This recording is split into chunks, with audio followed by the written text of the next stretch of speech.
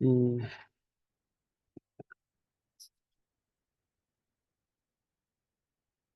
আমরা আজকে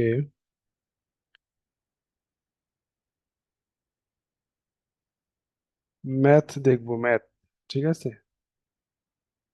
গতদিন আমরা থিওরি করাইছিলাম, থিওরি ক্লাস ছিল কম্পিউটার আর্কিটেকচারের।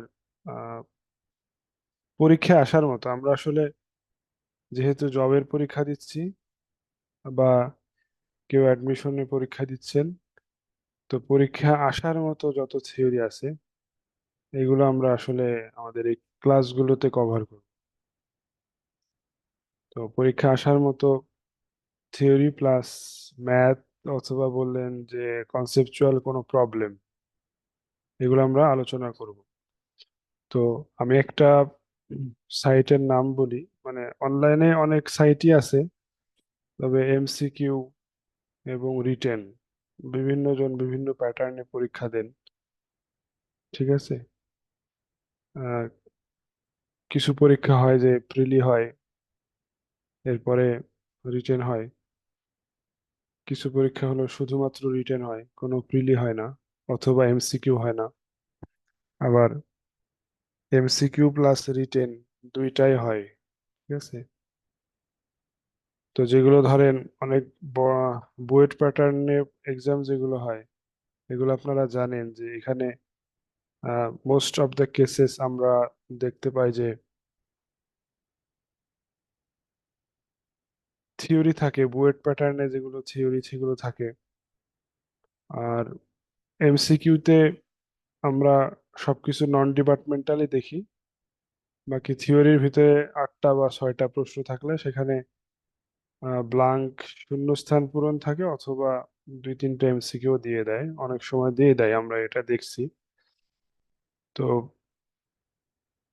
এমসিকিউ যদি প্র্যাকটিস করতে চান তাহলে সান ফাউন্ড্রাই নামে একটা ওয়েবসাইট আছে, এক্সাম ভেদা আছে, ইন্ডিয়া বিক্স আছে, আরো কম্পিউটার সায়েন্সে আরো কিছু ওয়েবসাইট আছে, আপনারা দেখতে পারেন। সেটা হচ্ছে geeks for geeks, geeks for geeks. এগুলো এমসিকিউ প্র্যাকটিস করার জন্য দেখতে পারেন। হ্যাঁ। এরপরে আসি। এরপরে যেটা সেটা হচ্ছে যে আমরা বুয়েট প্যাটার্নে পরীক্ষা দিলে কয়েক ধরনের প্রশ্ন দেখতে পাই। একটা হচ্ছে যে সহজ, ইজি। আর একটা হচ্ছে মিডিয়াম। আর একটা হচ্ছে হার্ড।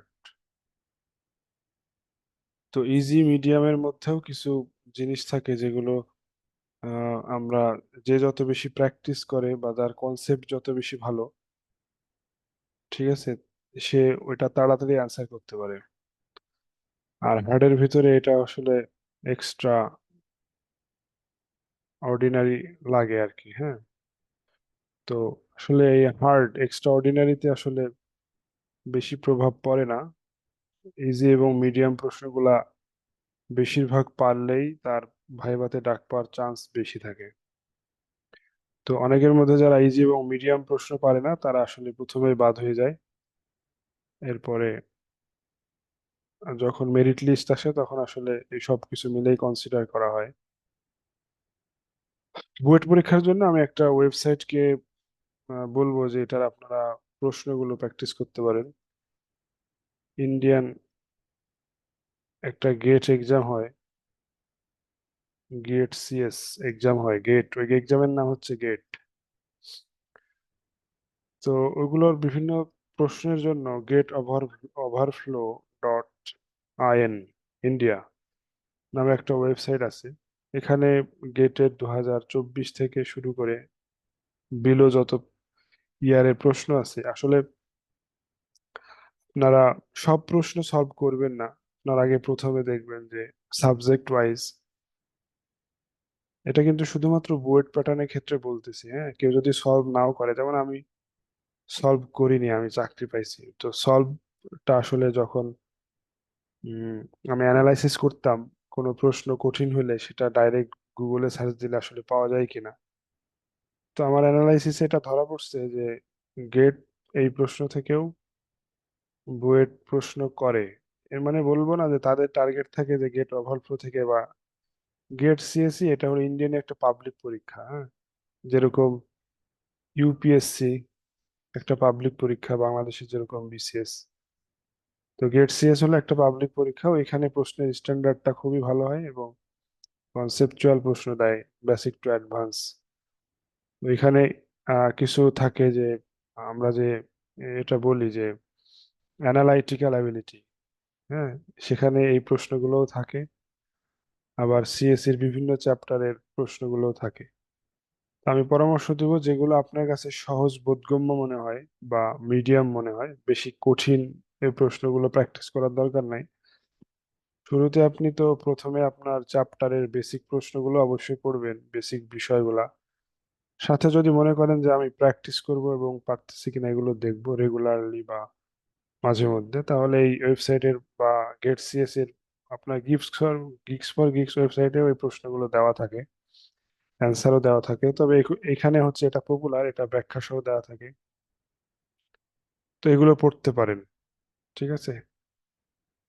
আচ্ছা, আমি এই পর্যন্ত যতটুকু বললাম সেগুলো কি আপনারা বুঝতে পারছেন? জি ভাই। আরো কয়েকজন রেসপন্স করেন প্লিজ, যদি কোনো সমস্যা না থাকে। জি ভাই, বুঝতে পারছি। জি। আপনারা যখন বিপিএসসি নন ক্যাডার পরীক্ষা দিবেন, তখন আসলে এ ধরনের কোনো ওয়েবসাইট পড়ার প্রয়োজন নাই। তবে যদি প্রিলি হয়, আমি যেগুলো ওয়েবসাইট বললাম এগুলো, বাজারে যতগুলো বই দেখবেন এমসিকিউর বই বেরিয়েছে সব এই ওয়েবসাইট থেকে কপি করা, হ্যাঁ। আসলে কোনো লেখক তার এমসিকিউ প্রশ্ন নিজে বানায় নাই। অর্থাৎ সে হয়তো বলতে পারেন যে সংকলন করছে, হ্যাঁ। সংকলন, সংকলক, সে সংকলক মানে এই ওয়েবসাইট গুলা থেকে সে নিয়ে ও একটা বই বানাইছে যাতে চাকরি প্রার্থীদের জন্য সুবিধা দেওয়া হয়। আহ, তো বিপিএসসি তে যদি 1000-এর উপরে পার্টিসিপেন্ট থাকে তাহলে নর্মালি এমসিকিউ করার নিয়ম আছে। ব্যাংকের ক্ষেত্রে বিআইবিএম প্যাটার্ন আছে, আমি আসলে সব প্যাটার্ন নিয়ে কথা বলছি। এখানে এমসিকিউ আসে, তবে এমসিকিউ আসার এই প্যাটার্নের জন্য এই ওয়েবসাইট গুলা দরকার। আর বুয়েটে নর্মালি ডিপার্টমেন্টাল এমসিকিউ হয় না, খুব কম হয়। সেক্ষেত্রে আমার এমসিকিউ প্রিপারেশন না নিলেও হয়। কিন্তু অ্যানালাইটিক্যাল বা এই যে যেটা বললাম গেট জিএস এর কোশ্চেন গুলো আমি সলভ করলে, তা আমার প্র্যাকটিস হলে এই জিনিসটা, আমার অভিজ্ঞতাটা বাড়বে। এটা হলো আপাতত কিছু কথা ক্লাস শুরুর আগে। প্রতিদিনই আমি ক্লাস শুরুর আগে কিছু কথাবার্তা বলি। গতকাল ছিল মোটিভেশনাল টাইপের কথাবার্তা, আজকে হচ্ছে প্রিপারেশন নিয়ে। তো আমি যে ম্যাথ গুলো করাবো, শোনা যাচ্ছে তো না? জি ভাই। ম্যাথ, এই ম্যাথ গুলো করার পূর্বে আমার কিছু আসলে আপনাদের সাথে কনসেপ্টের প্রবলেম হইতে পারে। তো ম্যাথ গুলো করার আগে আমি আসলে কনসেপ্ট গুলো ক্লিয়ার করে নিতে যাচ্ছিলাম। এইচডিডি, হার্ড ডিস্ক ড্রাইভ, আমরা সবাই চিনি তাই না? আমাদের আসলে কম্পিউটার আর্কিটেকচারের ম্যাথ গুলা সব এইচডিডির অপারেশনাল টাইপ রিলেটেড আর কি, ঠিক আছে। হার্ড ডিস্ক ড্রাইভের অপারেশন বলতে গেলে যে কোথায় কি হয় না হয় এইসব। তো আমি আসলে আপনাদেরকে এঁকে দেখাবো যে আসলে কোনটা আসলে কি, ঠিক আছে। তাহলে আপনারা সহজেই আপনারা বুঝতে পারবেন। আচ্ছা, আপনারা হার্ড ডিস্ক তো দেখছেন, কিন্তু ভিতরে কি খুলে কখনো দেখছেন?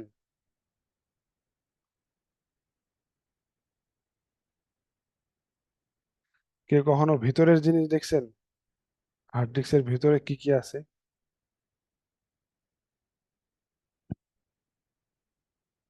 আচ্ছা, আমি ধরে নিলাম আপনারা কেউ দেখেননি, হ্যাঁ। যেহেতু কোনো রেসপন্স আসতেছে না, ধরে নিলাম আপনারা দেখেননি। তবে কম্পিউটার আর্কিটেকচারে যত ম্যাথ আসে সবগুলোই কিন্তু এই হার্ড ডিস্কের অপারেশন রিলেটেড।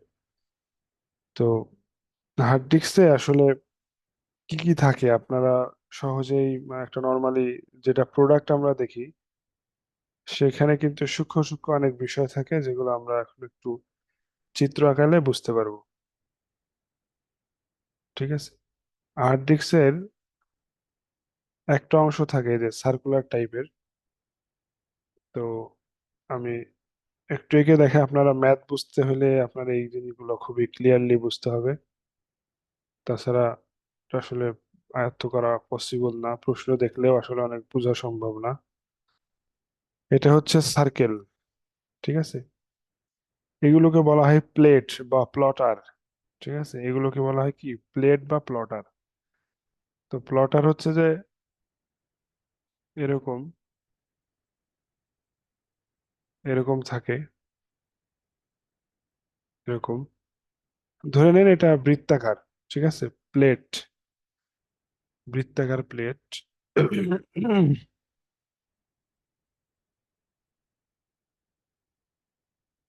বৃত্তাকার প্লেট। তো এটার না, এগুলোর নাম হচ্ছে একসাথে কি, এগুলো এক একটা কি, প্লটার অথবা প্লেট বলেন, যাই বলেন সমস্যা নাই, প্লটার। এরপরে এগুলো একটা স্পিন্ডল, মানে হচ্ছে যে আমরা যখন একে পাওয়ার দিই, যখন হার্ড ডিস্কের অপারেশন হয়, তখন এই যে এটা কিন্তু ঘুরতে থাকে, এই জিনিসটাই ঘুরতে থাকে। তো এইটা ঘোরার কারণে এই প্লেট গুলো ঘুরতে থাকে। অর্থাৎ হার্ড ডিস্কের অপারেশন কিন্তু স্থির থেকে হয় না, এগুলো হচ্ছে রেগুলার চক্রাকারে ঘুরতে থাকে। তো এটাও একটা স্পিন্ডল, যেটার কাজ হলো ঘোরা। তা আমি যখন পাওয়ার দিব, এটা হচ্ছে ম্যাগনেটিক প্লেট। এটা ডাটা স্টোর করার জন্য ব্যবহার করা হয়। এটা আমি লিখি, use to store data, store data, data store করার জন্য ব্যবহার করা হয়। আর এটা হচ্ছে স্পিন্ডল বা মোটর, মানে যেহেতু ঘুরে তার মানে এটা একটা মোটর। এটা মোটর ঘুরলে এগুলো সব ঘুরতে থাকে। এখন প্রত্যেকটা প্লটারের ভেতরে দুইটা অংশ আছে। আপনারা এর আগে অবশ্যই জানেন, পরীক্ষা যেহেতু চাকরি পরীক্ষা দিচ্ছেন, কম্পিউটার আর্কিটেকচারে ম্যাথ করছেন। আমি নর্মালি এঁকে যাচ্ছি। ঠিক আছে। আহ, এঁকে যাচ্ছি নর্মাল। দেখেন এখানে কিন্তু, এখানেও সার্কুলার একটা জায়গা বা একটা থাকে। তো সার্কুলার যে জিনিসটা আমরা দেখি, কনসেন্ট্রিক রিং আছে, কনসেন্ট্রিক রিং এগুলোকে বলা হয়, মানে সোজা বাংলা ভাষায় আমরা পরে আসি। কনসেন্ট্রিক রিং, এই রিংটার মানে কি এবং কাজ কি? তো একটা প্লটার বিভিন্ন অংশে ভাগ করা থাকে, একটা প্লটার মানে বিভিন্ন অংশে ভাগ করা থাকে, বিভিন্ন অংশ মানে হচ্ছে এটা হলো কনসেন্ট্রিক রিং। ঠিক আছে। তো কনসেন্ট্রিক রিংটা এই জন্য বলা হয় যে যে সকল বৃত্তের একটি কমন সেন্টার থাকে। যেমন ধরেন একটা প্লটারে সাপোজ 5টা সার্কেল আছে, আমি এর বেশিও ধরতে পারি, কমও ধরতে পারি, অনেক বেশিও থাকতে পারে। তো প্রত্যেকটা বৃত্তের কিন্তু কমন একটা সেন্টার পয়েন্ট থাকে, যদি থাকে তাহলে সেটাকে বলা হয় কনসেন্ট্রিক। ওই জন্য বলতেছি যে এই কনসেন্ট্রিক রিং থাকে, ভাগ করা থাকে। এই কনসেন্ট্রিক রিং অর্থাৎ এই যে এই জিনিসগুলোকে আমি বলছি কি, ট্র্যাক, এগুলোকে বলা হয় ট্র্যাক। ঠিক আছে। বুঝে আসছে ভাই এ পর্যন্ত? জি ভাই। আচ্ছা। এখন প্রতিটি, এই যে দেখুন আমি একটা সেন্টার দিলাম, ধরেন আমি ভাগ করলাম। ঠিক আছে। ভাগ করে ফেললাম এটাকে। দেখেন এখানে কিন্তু আবার আলাদা আলাদা ভাগ হয়ে গেল। তো প্রতিটি এই যে এইগুলো, এগুলো এই পোর্শন, এগুলো না মানে এই পোর্শনটা, প্রতিটা একটা করে সেক্টর। মানে এখানে সেক্টরের ম্যাথ আছে, মানে অ্যাক্সেস টাইম, বিভিন্ন টাইম নির্ণয় করার ম্যাথ আছে, সেক্টর, ট্র্যাক, এগুলোর ম্যাথ আছে, সিলিন্ডারের ম্যাথ আছে। এই জন্য ভাই ম্যাথ করার আগে আমি যদি এই জিনিসগুলো না বুঝি তাহলে কিন্তু আমার ম্যাথটা করা কঠিন হয়ে যাবে। আমি যখন আপনাকে বুঝাবো, তো আপনি বলবেন যে ভাই এগুলো তো বুঝতেছি না, এগুলোর নাম কি, কোন জায়গায় কিভাবে। কিন্তু আমি যখন আপনাকে ভিজুয়ালি দেখাবো তখন কিন্তু আপনার মনে পড়ে যাবে যে এগুলো আসলে ট্র্যাক, এগুলো হচ্ছে সেক্টর, এগুলো হচ্ছে স্পিন্ডল বা মোটর, বা এগুলো হচ্ছে প্লটার, বা এগুলো হচ্ছে সিলিন্ডার। হ্যাঁ, এই বিষয়গুলো কিন্তু আপনার মনে পড়ে যাবে। এখন দেখেন, তাহলে আমরা হচ্ছে যে সেক্টর দেখলাম, ট্র্যাক দেখলাম, ওকে। আমরা হচ্ছে মোটরও দেখলাম, যেটা মোটর হলো ঘুরে, ঠিক আছে। এখন প্রত্যেকটা প্লটারের দুইটা ওয়ার্কিং স্পেস থাকে। আপনারা নেক্সটে আমি একটা চিত্র দেখাচ্ছি, আপনারা দেখলেই বুঝবেন। দেখেন, ওয়ার্কিং স্পেস মানে কি? এই যে নিচের একটা স্পেস আর উপরের একটা স্পেস, এটাকে বলা হয়েছে ডাবল সাইড। হ্যাঁ, ডাবল সাইড, এজন্য দুইটা সাইড থাকে যেহেতু। আর স্পিন্ডল আমি যেটা বললাম সেটা হচ্ছে একটা মোটর, এটা আপনাদেরকে অলরেডি বলছি। আর এগুলো হচ্ছে ট্র্যাক। আর ট্র্যাক গুলা বিভিন্ন ভাগে ভাগ করা থাকে, আর এই প্রত্যেকটা ভাগকে এক একটা সেক্টর বলা হয়, ঠিক আছে। আর আমরা যেটা দিয়ে ডাটা রিড রাইট করি সেটাকে বলা হয় হেড, অথবা রিড রাইট হেড। হেড অথবা read write head, right read head বলা হয়, ঠিক আছে। রাইট রিড হেড বলা হয়। তো এইগুলো হচ্ছে আমার রাইট রিড হেড, ঠিক আছে। এগুলো হচ্ছে আমরা রাইট, এগুলোর দ্বারা আমি হচ্ছে ডাটা পড়ি অথবা লিখি। এগুলোকে অনেক সময় অ্যাকচুয়েটরও বলা হয়, অ্যাকচুয়েটরও বলা হয়। তো এইখানে দুইটা জিনিস কভার হবে। একটা হচ্ছে যে আপনাকে যদি কখনো এইচডিডি কিভাবে কাজ করে, ফাংশন কি, এই জিনিসটা আপনাকে কখনো প্রশ্ন করে ভাইভাতে অথবা রিটেনে, তাহলে কিন্তু আপনি এই জিনিসটা লিখতে পারবেন অথবা বলতে পারবেন। আর একটা হচ্ছে যে আমার এই ম্যাথ করার সময় এই বিষয়গুলো আমার কাজে লাগবে, ঠিক আছে ভাই। আচ্ছা, এখন আরেকটা সংজ্ঞা হচ্ছে শিখবো আমরা, সেটা হচ্ছে সিলিন্ডার। আচ্ছা, যে সকল ট্র্যাকের মানে এই সিলিন্ডারের সংজ্ঞা হলো, এটা হচ্ছে যেহেতু আমরা চিত্র দ্বারা কি বোঝাচ্ছে যে এটা নির্দেশ করতেছে আর এটা নির্দেশ করতেছে, অর্থাৎ এগুলো তো ট্র্যাক। তো সিলিন্ডার হচ্ছে ট্র্যাকের কালেকশন। মানে মানে হচ্ছে এগুলো যেহেতু প্লটার, তো প্লটার থেকে যে এজ গুলো একই দূরত্বে থাকে সেগুলোকে আমরা বলছি সিলিন্ডার। অর্থাৎ ধরেন একই দূরত্ব বলতে আমরা এটাই তো বলতেছি, এজ থেকে। ধরেন এটা একটা এজ, এটা প্লটারের একটা এজ, এটা একটা প্লটারের এজ, এটা একটা প্লটারের এজ, এটা একটা প্লটারের এজ। তো এগুলোকে আমরা এই জন্য বলতেছি এগুলো হচ্ছে সিলিন্ডার, ঠিক আছে।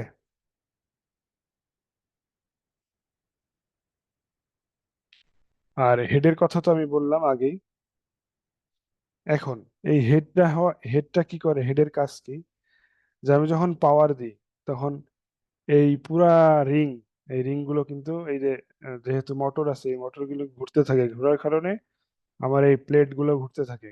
কিন্তু এই যে রিড হেড যেটা, সেটা কিন্তু সে একটা ট্র্যাক থেকে আরেকটা ট্র্যাকে যায়, আরেকটা ট্র্যাকে যায়, ডাটা রিড করে, ঠিক আছে। আর সবচেয়ে ক্ষুদ্রতম অংশ যেটা, সেটা হচ্ছে সেক্টর, অর্থাৎ ট্র্যাক গুলা সেক্টরে ভাগ করা থাকে। আবার প্লটার ট্র্যাকে ভাগ করা থাকে, এটা হলো মেইন অংশ। এখানে আবার ট্র্যাক আছে, ট্র্যাকের ভিতরে আবার সেক্টর আছে। তাহলে আমার জানার সুবিধার্থে আমরা একটু মনে রাখি যে কোনটার ভিতরে কোনটা আছে, কোনটার ভিতরে কোনটা আছে। আর হেড হচ্ছে কাজ করে কি, যে ডাটা রিড রাইট করে। ওকে, তাহলে আমার এই পর্যন্ত চলে আসলো, ঠিক আছে। তো এই কনসেপ্ট গুলোই আমার পরবর্তীতে লাগবে, ঠিক আছে।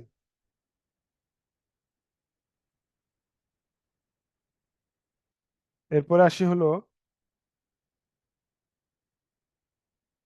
এখানে প্রশ্নে বিভিন্ন ধরনের বলবে সেক টাইম কি, অ্যাক্সেস টাইম কি। তো এই জিনিসগুলো নর্মালি আমরা ম্যাথ করব, ঠিক আছে, কিন্তু বুঝে শুনে করাটাই তো ভালো, যাতে মনে থাকে। তো সেক টাইম কি আমরা একটু রিক্যাপ করি যদি আগে। তো কথা হচ্ছে যে এই সেক টাইমটা কার, প্রথম প্রশ্ন। এই সেক টাইম হচ্ছে যে read write head, read write head, এটা হচ্ছে হেডের হলো সেক টাইম। সেক টাইমটা এর সেক টাইম, রিড রাইট হেডের। ঠিক আছে, এখন কি করতে সময় নাই, কি করতে সময় নাই, ঠিক আছে। ধরেন একটা প্লটার হচ্ছে বিভিন্ন ট্র্যাকে ভাগ ভাগ আছে, তো ও সময় নাই, ধরেন এটা হেড, ঠিক আছে। তো একটা, ধরেন এইখানে ধরেন ধরলাম আছে, সে এখান থেকে যখন মানে আরেক জায়গায় থেকে আরেক, একটা ট্র্যাক থেকে আরেকটা ট্র্যাকে যায় ডাটা রিড করার জন্য, একটা ট্র্যাক থেকে আরেকটা ট্র্যাকে যায় ডাটা রিড করার জন্য, তখন এটাকে আমরা বলছি সেক টাইম। ঠিক আছে ভাই, ইংলিশে লেখা, এটা আপনারা পড়ে নেবেন। কিন্তু কনসেপ্ট হচ্ছে যে একটা ট্র্যাক থেকে আরেকটা ট্র্যাকে যখন যায় তখন, অথবা এখানে সিলিন্ডারও বলা হয়েছে, সিলিন্ডার থেকে অথবা ট্র্যাক থেকে যখন যাবে তখন আর আমরা সেট টাইম বলি। এ পর্যন্ত বুঝে আসছে?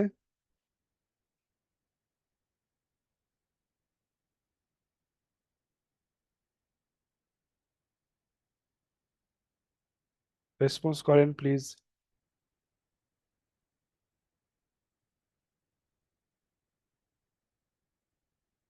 আছেন কেউ? জি ভাই, বুঝতে পারছি। জি, রেসপন্স করবেন, কেউ রেসপন্স না করলে আসলে নেক্সটে যাওয়া যাচ্ছে না তো। ওকে, এই যে দেখেন, এটাতে বোঝাচ্ছে যে এইখান থেকে সে এইখানে যাচ্ছে, তো এটাও ট্র্যাক এটাও ট্র্যাক, আর এবার এটাও সিলিন্ডার, হ্যাঁ, এজন্য আমি এটাকে ট্র্যাকও নাম দিয়েছি সিলিন্ডারও নাম দিয়েছি। তখন এখান থেকে এখানে যখন যাবে তখন এটা একটা সেক টাইম হবে, ট্র্যাক থেকে আরেকটা ট্র্যাকে অথবা একটা সিলিন্ডার থেকে আরেকটা সিলিন্ডারে যখন যাবে। আপনার এই চিত্র দ্বারা বুঝছেন যে এটা একটা ট্র্যাক এটা একটা ট্র্যাক, কিন্তু প্লটার কিন্তু একটাই। এটা একটা ট্র্যাক এটা একটা ট্র্যাক, কিন্তু প্লটার একটাই। আর এখান থেকে এটা হচ্ছে সিলিন্ডার। ওকে, প্রশ্ন প্রশ্নতে যাওয়ার আগে আর একটা কনসেপ্ট আছে, সেটা হচ্ছে ধরেন এইটা হলো, উম, এই যে আমি ভাগ করলাম বিভিন্ন ভাগে, তো এই ভাগ ভাগ অংশগুলো হচ্ছে সেক্টর। ধরেন আমার সেক্টর ওয়ান, আমি আসি আমার, এটা আমার হচ্ছে হেডটা এখানে আছে। এখন আমার সাপোজ এটা হলো সেক্টর সিক্স, আর আমার ডিজায়ার্ড যে ডাটা সেটা কোথায় আছে, ধরে নিলাম সেক্টর সিক্সে। তো এখানে একটা কনসেপ্ট হচ্ছে যে রোটেশনাল ল্যাটেন্সি, একটা রোটেশনাল ল্যাটেন্সি, এর একটা টার্ম। তো এটার সংজ্ঞা হচ্ছে, ধরেন আমার কাঙ্ক্ষিত যে ডাটা সেটাকে পাওয়ার জন্য একটা সেক্টর থেকে যখন ওই ডিজায়ার্ড সেক্টরে সে যাবে, তখন এটাকে বলা হয় রোটেশনাল ল্যাটেন্সি। ঠিক আছে, আশা করি বুঝতে পারছেন। এরপর হচ্ছে যে অ্যাক্সেস টাইম, সেটা হচ্ছে আমরা এর আগে পড়ে আসলাম seek time plus rotational latency যখন হবে, তখন এটাকে আমরা বলছি অ্যাক্সেস টাইম। সিক টাইম কি, যে একটা ট্র্যাক থেকে আরেকটা ট্র্যাক অথবা একটা সিলিন্ডার থেকে আরেকটা সিলিন্ডারে যখন হেডটা মুভ করতে যায় তখন তাকে যে সময় লাগে সেটাকে আমরা বলছি সিক টাইম। আর রোটেশনাল ল্যাটেন্সি হচ্ছে যে কাঙ্ক্ষিত ডেটা যখন একটা সেক্টর থেকে আরেকটা সেক্টরে যখন হেড মুভ করে তখন আমরা বলতেছি রোটেশনাল ল্যাটেন্সি। তো দুইটা মিলে হচ্ছে অ্যাক্সেস টাইম বলা হয়। ঠিক আছে,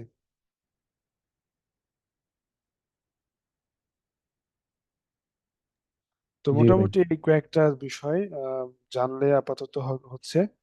আর রিড টাইমটা হচ্ছে যে আমার ডিজায়ার্ড সেক্টর, ডিজায়ার্ড সেক্টর, মানে এখান থেকে আসতে যে সময় সেটা তো আমরা জানলাম রোটেশনাল ল্যাটেন্সি, কিন্তু desired whole sector, desire sector যদি আমি রিড করতে যে সময়টা লাগে সেটাকে আমরা বলছি রিড টাইম। তো ভাই এই জিনিসগুলো স্কিপ করলেও হতো, আমি ধরেন আপনাদেরকে প্রত্যেকটা ম্যাথ বুঝাই দিতাম আপনারা বুঝতেন, কিন্তু আমি যখন ম্যাথটা করাবো তখন কিন্তু আপনারা জিনিসটা টের পাবেন যে আসলে বিষয়টা কি, মানে সহজেই কিন্তু আপনারা বুঝতে পারবেন। এজন্য আমি আসলে এই বিষয়গুলো দেখালাম। তো এবার আমরা ম্যাথে চলে যাই। ম্যাথটা আমরা 11:30 থেকে 11:15 পর্যন্ত যতটুকু হয় করাবো। 20-21টার মতো আমি স্লাইড যদিও বানাইছি, কিন্তু এত মনে হয় যাবে না। আমি এমন ভাবে করছি যে আপনারা বুঝতে পারবেন। হ্যাঁ, তো 11টা পর্যন্ত আমরা আসলে এই এটা চালু রাখবো, ম্যাথ করা। তো মোটামুটি 21টা আছে। 21টা যদি আমরা 11টার মধ্যে শেষ করতে পারি তো আমরা করে ফেলবো। তো শুরুতে দেখেন, যেখানে একটা প্রশ্ন আছে সেটা হচ্ছে an input output system with simple disks, এখানে সবকিছু হার্ড ডিস্ক রিলেটেড, মানে math. Average 50 input output request per second, request আসতেছে ইনপুট আউটপুট রিকোয়েস্ট, সেটা হচ্ছে পার সেকেন্ডে 50টা। আর অ্যাভারেজ টাইম হচ্ছে to disk to serve input output request is 10 millisecond. Calculate the utilization, এটা কিন্তু ইনপুট আউটপুট বলতে গেলে এখানে সার্ভার রিলেটেড বিষয় বলা হয়েছে, যেহেতু মানে হার্ড ডিস্ক বা এগুলো তো সার্ভারে ব্যবহার করা হয়। তো আমরা আসলে এই জিনিসটাকে একটু দেখি। তবে সরাসরি এটা একটা বই থেকে ম্যাথটা আসছে। তো আমরা আসলে ইন্টারনেটে যেগুলো দেখতে পাই এগুলো কোনো না কোনো বই আছে, আমরা ম্যাথমেটিক্স যেগুলো আমরা সলভ করব কোনো না কোনো বই আছে, অথবা ইন্টারনেটে এগুলো রিসোর্স আকারে, ওয়েবসাইট আকারে দেওয়া আছে।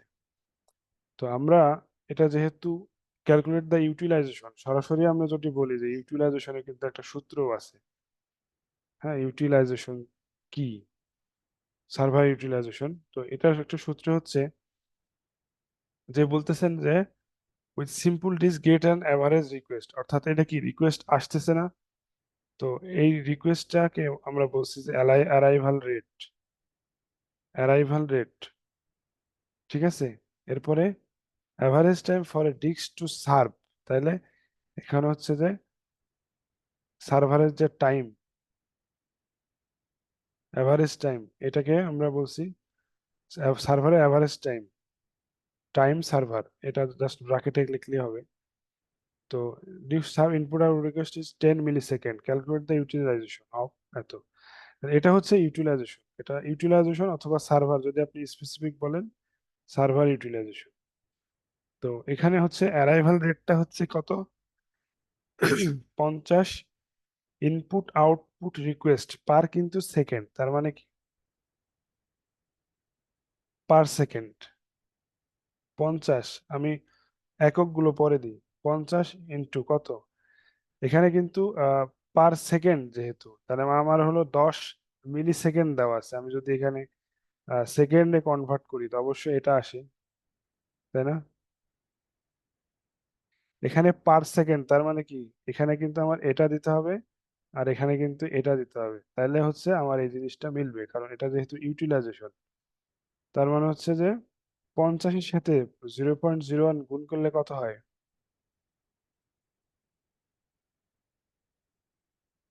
50। এটা হচ্ছে সার্ভার ইউটিলাইজেশন। বুঝে আসছে ভাই? এটা সরাসরি একটা সূত্র, এজন্য জি ভাই। আমার আসলে কিছু করারও ছিল না। সূত্র যেহেতু একটা থিওরি, যেমন আপনাকে যদি বলি যে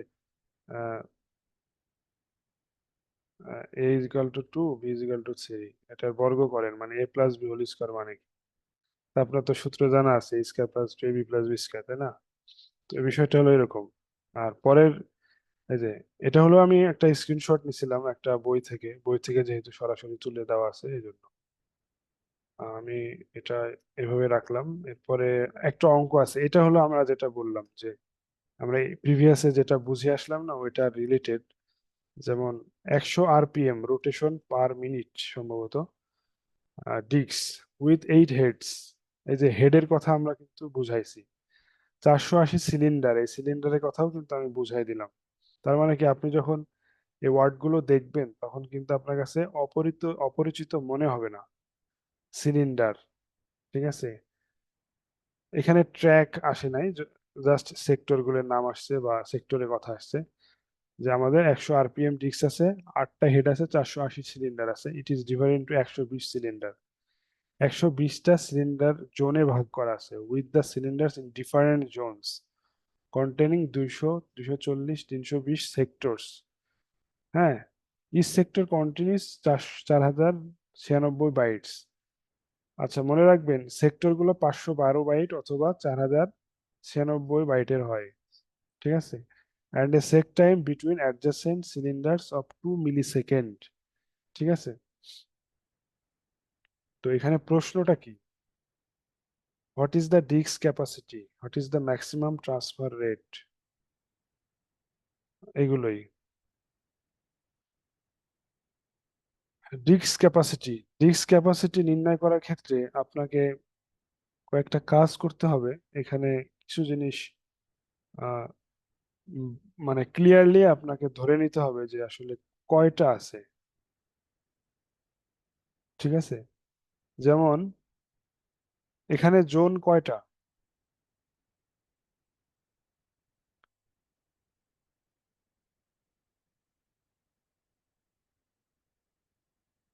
3টা।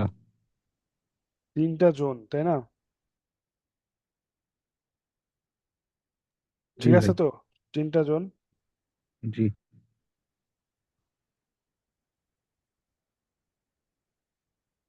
জোনগুলো কি কি বলেন তো, একটু পড়েন।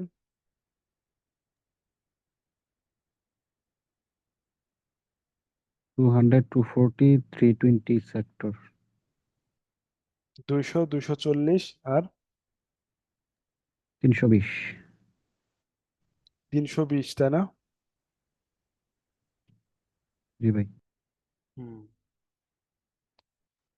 তাহলে আপনাকে বলতেছে ডিস্ক ক্যাপাসিটি।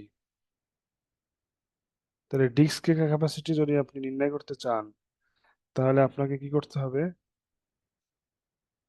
যে এই 3টা যে জোন, এই 3টা জোনের সাইজ সাইজ যদি আপনি বের করতে পারেন এবং সেগুলো যোগ করতে পারেন, তাহলে আপনার এটা বের হয়ে যাবে। এখন কিভাবে বের করব? সাইজ অফ জোন, এটা যদি আসি তাহলে এর সূত্র হচ্ছে কতগুলো প্ল্যাটার আছে, প্লটার মানে যাই হোক এটা একটা ওয়ার্ড। এরপরে কতগুলো সিলিন্ডার আছে। ঠিক আছে। হ্যাঁ। জি ভাই। আপনাকে না, ওই একটু শব্দ এলো তো তাই রিপ্লাই দিলাম, সরি। তো প্লটার এবং সিলিন্ডার, হ্যাঁ। এখানে আর একটা এক্সট্রা জিনিস আসবে, কারণ এখানে সেক্টর পার ট্র্যাক, কারণ ট্র্যাকে কিন্তু সেক্টর থাকে, তাই না? আপনাকে এই হিসাবটা নিয়ে আসতে হবে। আবার হচ্ছে পার সেক্টরে কত বাইট আছে, এগুলোও তো হিসাবে আসবে, তাই না? যেমন আপনাকে যদি বলে যে 1 বছর, তো 1 বছরে তো মানে আপনাকে 1 বছর, কিন্তু এ বলতেছে যে এটাকে সময় কনভার্ট করেন। তাহলে আপনাকে 365 দিন নিতে হবে। 365 দিন, একদিনে কত? 24 ঘন্টা। 1 ঘন্টা কত? 60 মিনিট। 1 মিনিটে কত? 60 সেকেন্ড, তাই না? তো এখানে টোটাল চলে আসবে, যেমন আপনাকে সর্বনিম্ন কোনটা দিচ্ছে সেটা হচ্ছে সেক্টর। কিন্তু সেক্টরটা কি হয়, সেক্টর কিসে হয়? মানে সেক্টরটাও তো বাইটে ভাগ করা থাকে, তাহলে বাইট হলো ক্ষুদ্রতম।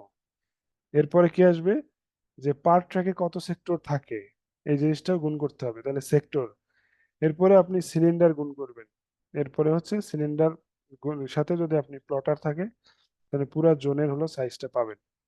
এইভাবে আপনি 1, 2, 3 এভাবে গুণ করবেন। তো প্লটার ধরেন, আমি প্রথমটা করি, প্রথমটা হচ্ছে ধরেন 16। প্লটারের সাইজ কত?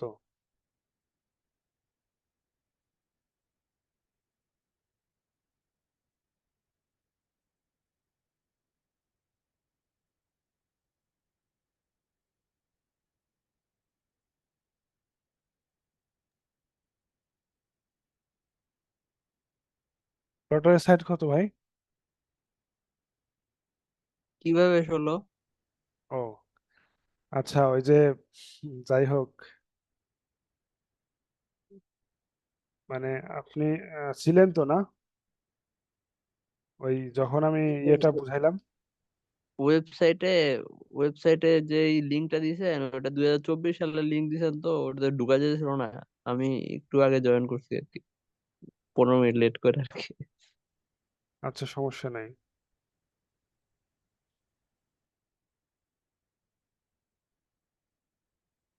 আপনারা একটু দেখেন, যেটা বুঝালাম একটু দেখেন, ঠিক আছে? একটু দেখেন। 1 মিনিট আমাকে একটু সময় দেন।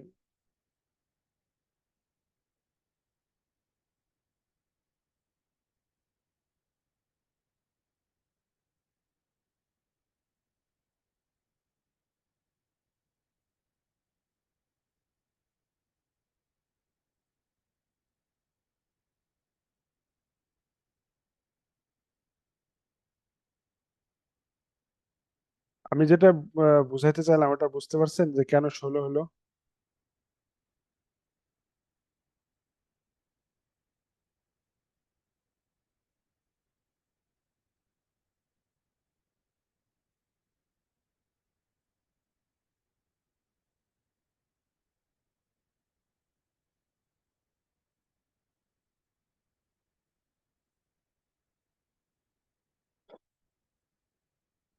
মানে 2 ইনটু হচ্ছে সাইজ, এটা সাইজ হচ্ছে প্লটারের সাইজ, ঠিক আছে?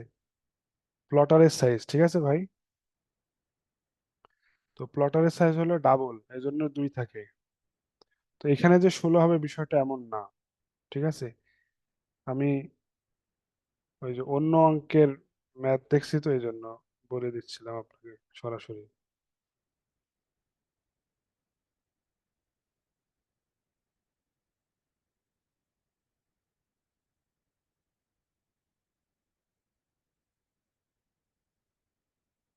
আচ্ছা,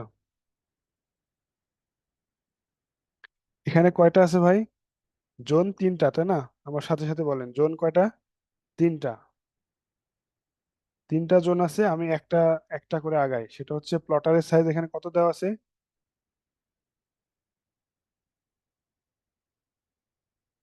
বলেন। 8, 8। সিলিন্ডার? 480, 1। 120, না স্যার, টোটাল সিলিন্ডার হচ্ছে 480। 480 সিলিন্ডার? কিন্তু এখানে 480 জি সিলিন্ডার তো না, এখানে বলতেছি সিলিন্ডারের সাইজ,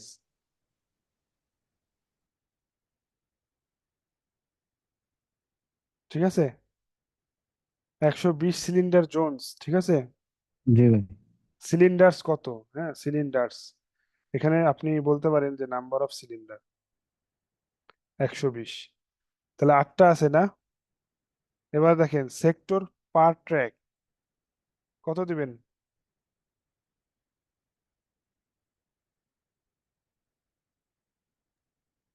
এটা 200, আসবে না? 200। 200 এরপরে কি আসবে ভাই?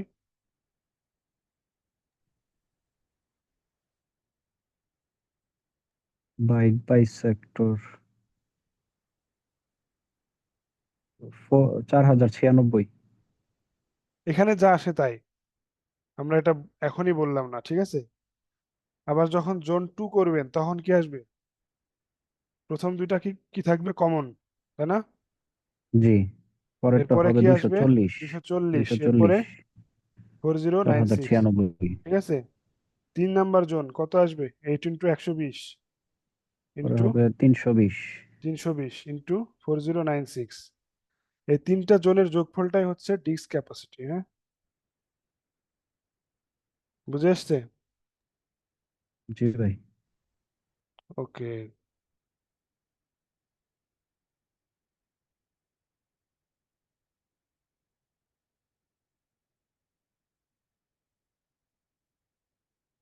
এখন দেখেন যে ম্যাক্সিমাম ট্রান্সফার রেট কোনটা?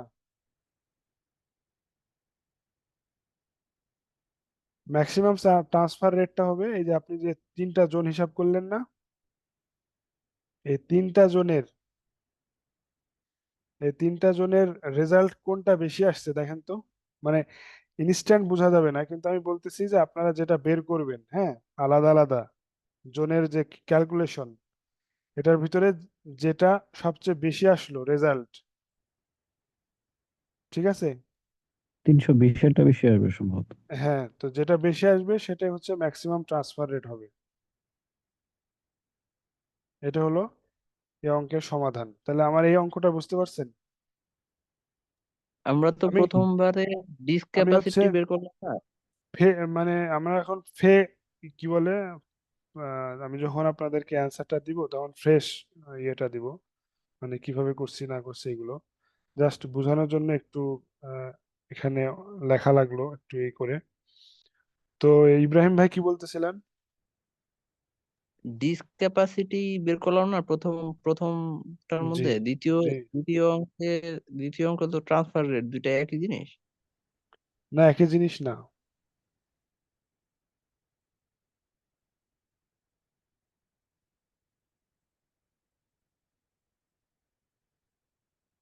একই জিনিস না, হ্যাঁ।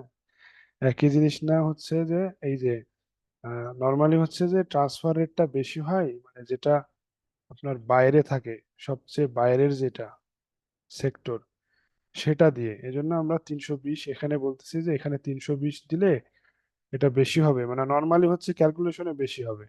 কিন্তু এটা প্রধানত থিওরি হচ্ছে যে যেটা আউটার মোস্টে যে সেক্টরটা থাকে সেই সেক্টরে হলো আমার ক্যালকুলেটিভ ভ্যালুটা বেশি থাকে, এবং এটা লজিক্যালি হচ্ছে আউটার মোস্টের যে সেক্টরটা তার ট্রান্সফার রেটটা বেশি থাকে। এবার বুঝে আসছেন ভাই? এটার ফর্মুলাটা কিরকম, ট্রান্সফার রেটের ফর্মুলা? ট্রান্সফার রেটের কোনো ফর্মুলা নাই। ফর্মুলা হচ্ছে যে এটা একটা থিওরি।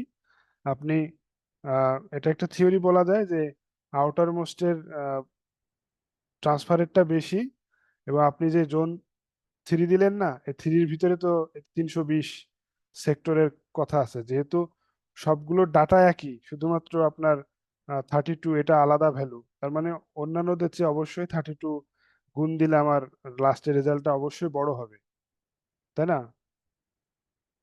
কিন্তু এটার সাথে ডিস্ক ক্যাপাসিটির একটা সম্পর্ক কি, 320 এটা আমার সেক্টর, তো বাইরের যে সেক্টরটা থাকে সেটার কারণে ডিস্ক ক্যাপাসিটিও বেশি হয়, এবং আউটার যে ইয়েটা ট্রান্সফার রেটটা সেটাও বেশি হয়। তো আপনি পরীক্ষায় লিখে দিবেন যে যেটা সর্বশেষে থাকে, অর্থাৎ এখানে যদি ধরেন 4টা ভ্যালুও থাকে এবং সবার চেয়ে যেটি বড় সেক্টর থাকবে ভ্যালু, সেই সেক্টরেরটাই আপনি ট্রান্সফার রেট হিসেবে অ্যান্সার করবেন যে এটাই ম্যাক্সিমাম।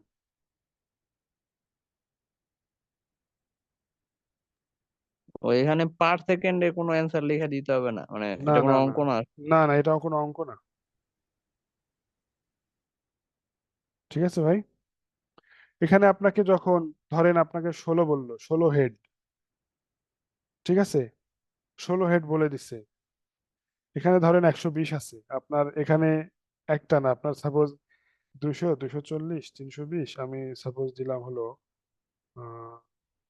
420, 4টা দিলাম, তখন কিন্তু ট্রান্সফার রেটটা আউটার মোস্টের যেটা সেক্টর সেখানেই কিন্তু থাকবে। অ্যান্সার কিন্তু আর 320 হবে না, তখন 420 হবে, এরকম।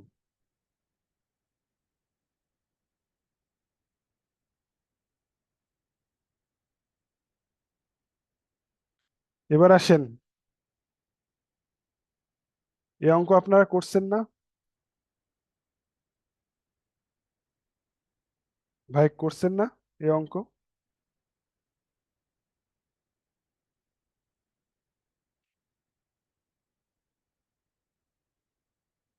আচ্ছা, আমি একটু সূত্র আলোচনা করি, সংক্ষেপে সূত্র দিয়ে হয়ে যাবে।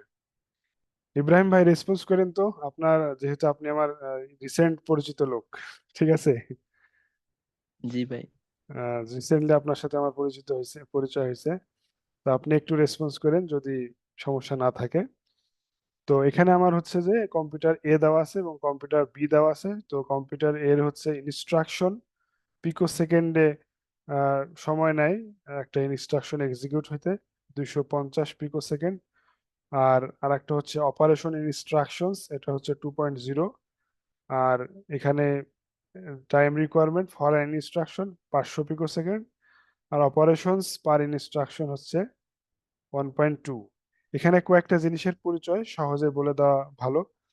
এখানে আমার প্রশ্নটা হচ্ছে ফাস্টার যেটা সেটাকে আমাকে বের করতে হবে। তো আমি শুরুতেই একটু বলি যে কোনটা কি।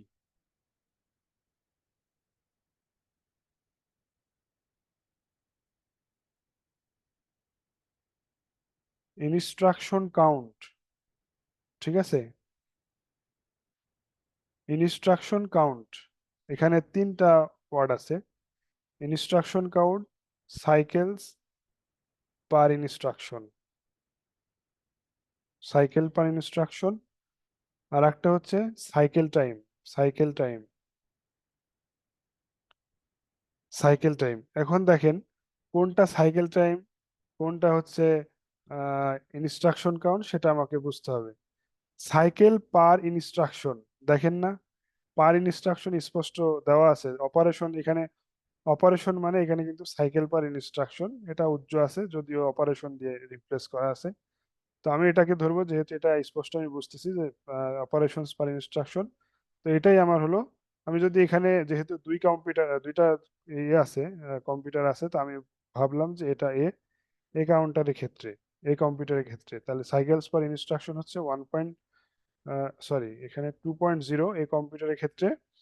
আর সাইকেল টাইম দেখেন, এই যে time requirement for an instruction এত পিকোসেকেন্ড, তাহলে অবশ্যই এটা আমার হলো সাইকেল টাইম 250।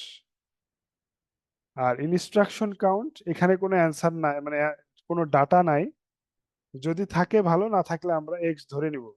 আর যেহেতু আমার এখানে ফাস্টার কম্পেয়ার করা হচ্ছে, তার মানে আমার যদি যদি দুই থেকে কম্পিউটারে এর ক্ষেত্রেও যদি আমার এই জিনিসটা আমি এক্স ধরে নিই, তাহলে কিন্তু দুই দিকে কিন্তু কাটাকাটি চলে যায়, তার মানে আমার এটার কোনো ভ্যালু থাকে না।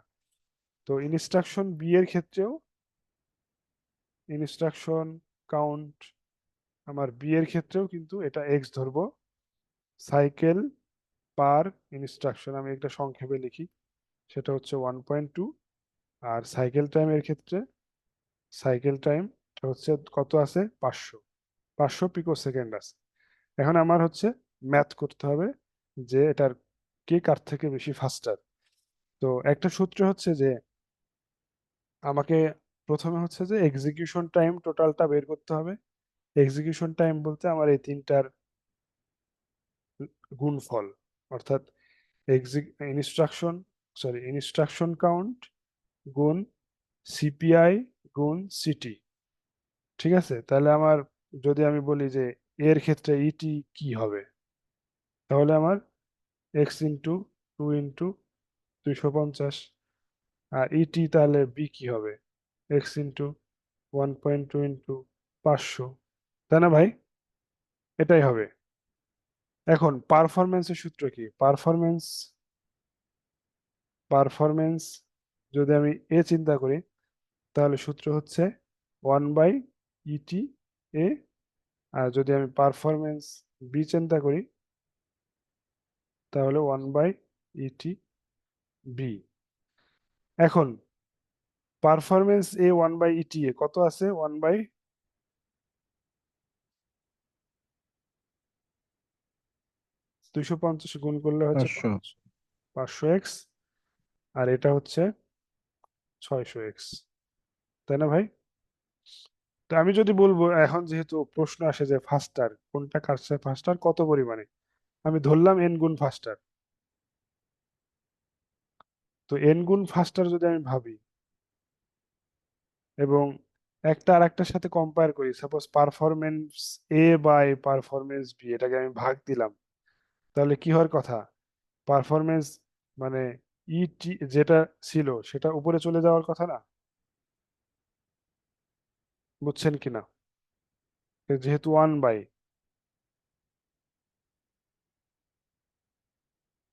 কি বলেন? জি ভাই, বুঝছি। এখন 600x/500x, তাহলে কত হয়, 1.2। এটা হচ্ছে এত পরিমাণ, মানে এত গুণ হচ্ছে ফাস্টার, ঠিক আছে।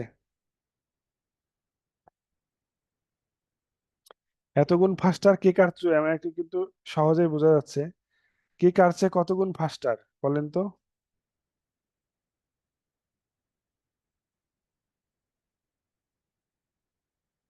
বলেন, আপনাদের কাছে প্রশ্ন করি। তাহলে এটার অ্যান্সার দ্বারা আপনি কি বুঝলেন, কে কার চেয়ে কত গুণ ফাস্টার?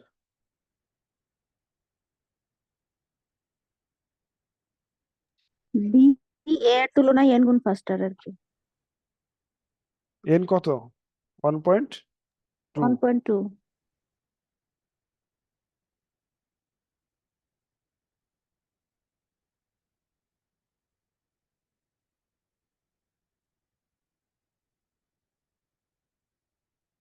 A computer system has a cache with access time 10 millisecond nanosecond, hit ratio 80%, average memory access time হচ্ছে 20 nanosecond. Then what is the access time for physical memory? আচ্ছা, এই সূত্রটা, এই অঙ্কটা আপনারা করবেন, আপনারা রেগুলার পরীক্ষা দেন তো? আচ্ছা বলেন, আপনারা বলেন, আমি লিখি।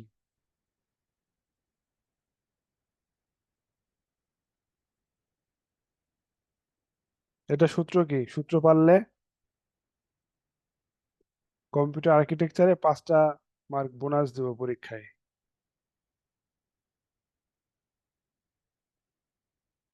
সূত্রটা কি? এই অঙ্কটা প্রায় সময় আসে। ইব্রাহিম ভাই, ভাই অনেকদিন করি না, বুঝলে গেছে। আপনারা কি পারবেন?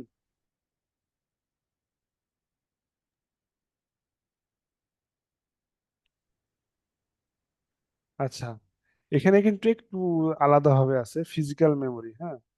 দেন what is the access time for physical memory? হ্যাঁ, তো এই বিষয়টা একটু মানে একটু আলাদা হবে। এখানে ক্যাশ অ্যাক্সেস টাইমটা ঠিক আছে, আমার দেওয়া আছে cash access time, average memory access টাইমটা দেওয়া আছে, আমার সূত্রটা আছে। তো সেক্ষেত্রে আমি কি লিখবো, সেটা হচ্ছে এই টিএম মানে হচ্ছে অ্যাভারেজ মেমোরি অ্যাক্সেস টাইম। টিএমটা হচ্ছে অ্যাভারেজ মেমোরি অ্যাক্সেস টাইম। ওকে। সি এ, ক্যাশ অ্যাক্সেস টাইম। এরপরে কি বললাম? Memory access time. আচ্ছা, যেটা আমার জিজ্ঞাসা করছে সেটাই আমি একটু লিখি। টিপি মানে ফিজিক্যাল মেমোরি অ্যাক্সেস টাইম। এগুলো জাস্ট সূত্রতে বসাই টেন দিলাম। দিয়ে 80 রে গুণ দেই, আর 20 দিয়ে 20 গুণ দেই, তারপর যোগ করে দিই। কি বললেন ভাই? 10 দিয়ে 80% রে গুণ দেই, আর 20 দিয়ে 20% রে গুণ দেই, তারপর যোগ করে দিই। কেমন হয়? এরকম করতে যাচ্ছেন তাই তো? হুম হুম। এরকম? হুম হুম। দেখি আপনার, না আপনি এটা দিতে পারবেন না। আপনার আপনি যেভাবে চিন্তা করছেন না, প্রশ্নের উত্তরটা ওইভাবে চাওয়া হয়নি। ঠিক আছে, উত্তরটা ওইভাবে চাওয়া হয়নি। ঠিক আছে, আমি একটু বলি। সেটা হচ্ছে, আপনি যেটা দিয়ে যার সাথে গুণ দিতে যাচ্ছেন, এখানে দেখেন ফিজিক্যাল মেমোরি অ্যাক্সেস টাইম, এটা কিন্তু ফিজিক্যাল মেমোরি অ্যাক্সেস টাইম আর ক্যাশ অ্যাক্সেস টাইম, এই দুইটা দিয়ে আমরা নর্মালি অপারেশনটা করি, আর বের করি হচ্ছে অ্যাভারেজ মেমোরি অ্যাক্সেস টাইম। বুঝা গেছে ইব্রাহিম ভাই? জি জি। আমরা হচ্ছে বের করি, find the average memory access time of অমুক, ঠিক আছে। কিন্তু প্রশ্নে বলা হয়েছে যে তুমি এইটা বের করো, আমি তোমাকে এই দুইটা দিয়ে দিছি। কিন্তু নর্মালি আমরা যে পরীক্ষায় যে ম্যাথ করি বা যেগুলো আসে বা চাই, সেগুলোতে নর্মালি এটা চাই, এই দুইটা দেওয়া থাকে। কিন্তু এই প্রশ্নে এটা জিজ্ঞাসা করছে কিন্তু এই দুইটা দেওয়া আছে, তার মানে কি আমার টিএমটা দেওয়া আছে 20 ন্যানো সেকেন্ড। তার আমি যদি বলি তাহলে সূত্রটা কি হবে? টিএম মানে কি, অর্থাৎ টিএমটা দেওয়া থাকলেও টিএম এর সূত্রটাই আমরা সবসময় জানি। সেটা হচ্ছে hit ratio, cache access time যোগ one minus hit ratio into physical memory access time. এটা হলো আমাদের সূত্র। আপনারা একটু মনে রাখবেন যে কখন কোথায় আসে না আসে। ধরেন ইব্রাহিম ভাই বললো হয়তো বা তার অনেকদিন অঙ্ক করছে মনে নাই, তবুও আমরা একটা জিনিসটা ভালো মতো বুঝি, যেটা চাওয়া হয় সেটা কিন্তু আমার অ্যাভারেজ মেমোরি অ্যাক্সেস টাইম। আর এখানে এগুলোর পরিচয় হচ্ছে, এটা হলো ফিজিক্যাল মেমোরি অ্যাক্সেস টাইম আর এটা হলো ক্যাশ অ্যাক্সেস টাইম। আর হিট রেশো তো হিট রেশো, প্রথমটা ক্যাশ অ্যাক্সেস টাইমের সাথে হিট রেশো সরাসরি গুণ হয়, আর ফিজিক্যাল মেমোরি অ্যাক্সেস টাইমের সাথে ওয়ান মাইনাস হিট রেশো গুণ হয়। তাহলে আমি যদি এখানে সাপোজ হিট রেশো দেওয়া আছে 80%, তাহলে 0.80 দিয়ে আমি গুণ দিব কি 10। আর এখানে যেহেতু 80%, তার মানে 1 - 80% কত হয় 0.20 ইন্টু কি টিপিটা আমি কিন্তু বের করব, টিপিটা আমার জানা নাই। আর টিএমটা দেওয়া আছে মেমোরি অ্যাক্সেস টাইম 20, তার মানে এখানে টিপিটা হবে হলো, আপনি এখানে দিলেন 8 আর 8, তাহলে কত হবে এখানে 20 - 8, আর এখানে 0.20, এখানে হলো 12, তাহলে 60 ন্যানো সেকেন্ড। এটা হলো অ্যান্সার।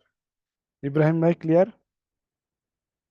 হ্যাঁ হ্যাঁ, ওই মানে এখানে আসলে ওই যে রেজাল্টটা না চায় ওই মাঝখানে টিভি ধরেন চাইছে বই, বুঝতে হ্যাঁ না, পরীক্ষার হলে আপনাকে বুয়েট এটা দিয়ে দিছে, আপনি ওইটা হিসাব করে দিয়ে আসলেন, আপনি আনন্দে আছেন যে আমার তো ম্যাথটা হয়েছে। ঠিক আছে না? না, আমিও কিন্তু পরীক্ষার হলে মানে এরকম করছি অনেকবার, কিন্তু আসলে কি ওই পরীক্ষার হলেই মানে মানে ওই সময় মানে মাথায় খেলে নাই, এরকমও হয়। পরে আসলে বুঝে আসে না, তো চাইছে তো এটা, আমি অ্যান্সার দিয়ে আসছি এটা, তাই না? হয় এরকম হয় না? এরকম কিন্তু হয়, হ্যাঁ। জি ভাই। এজন্য একটু খেয়াল করে অ্যান্সার করতে হবে, তাহলে আশা করি হবে।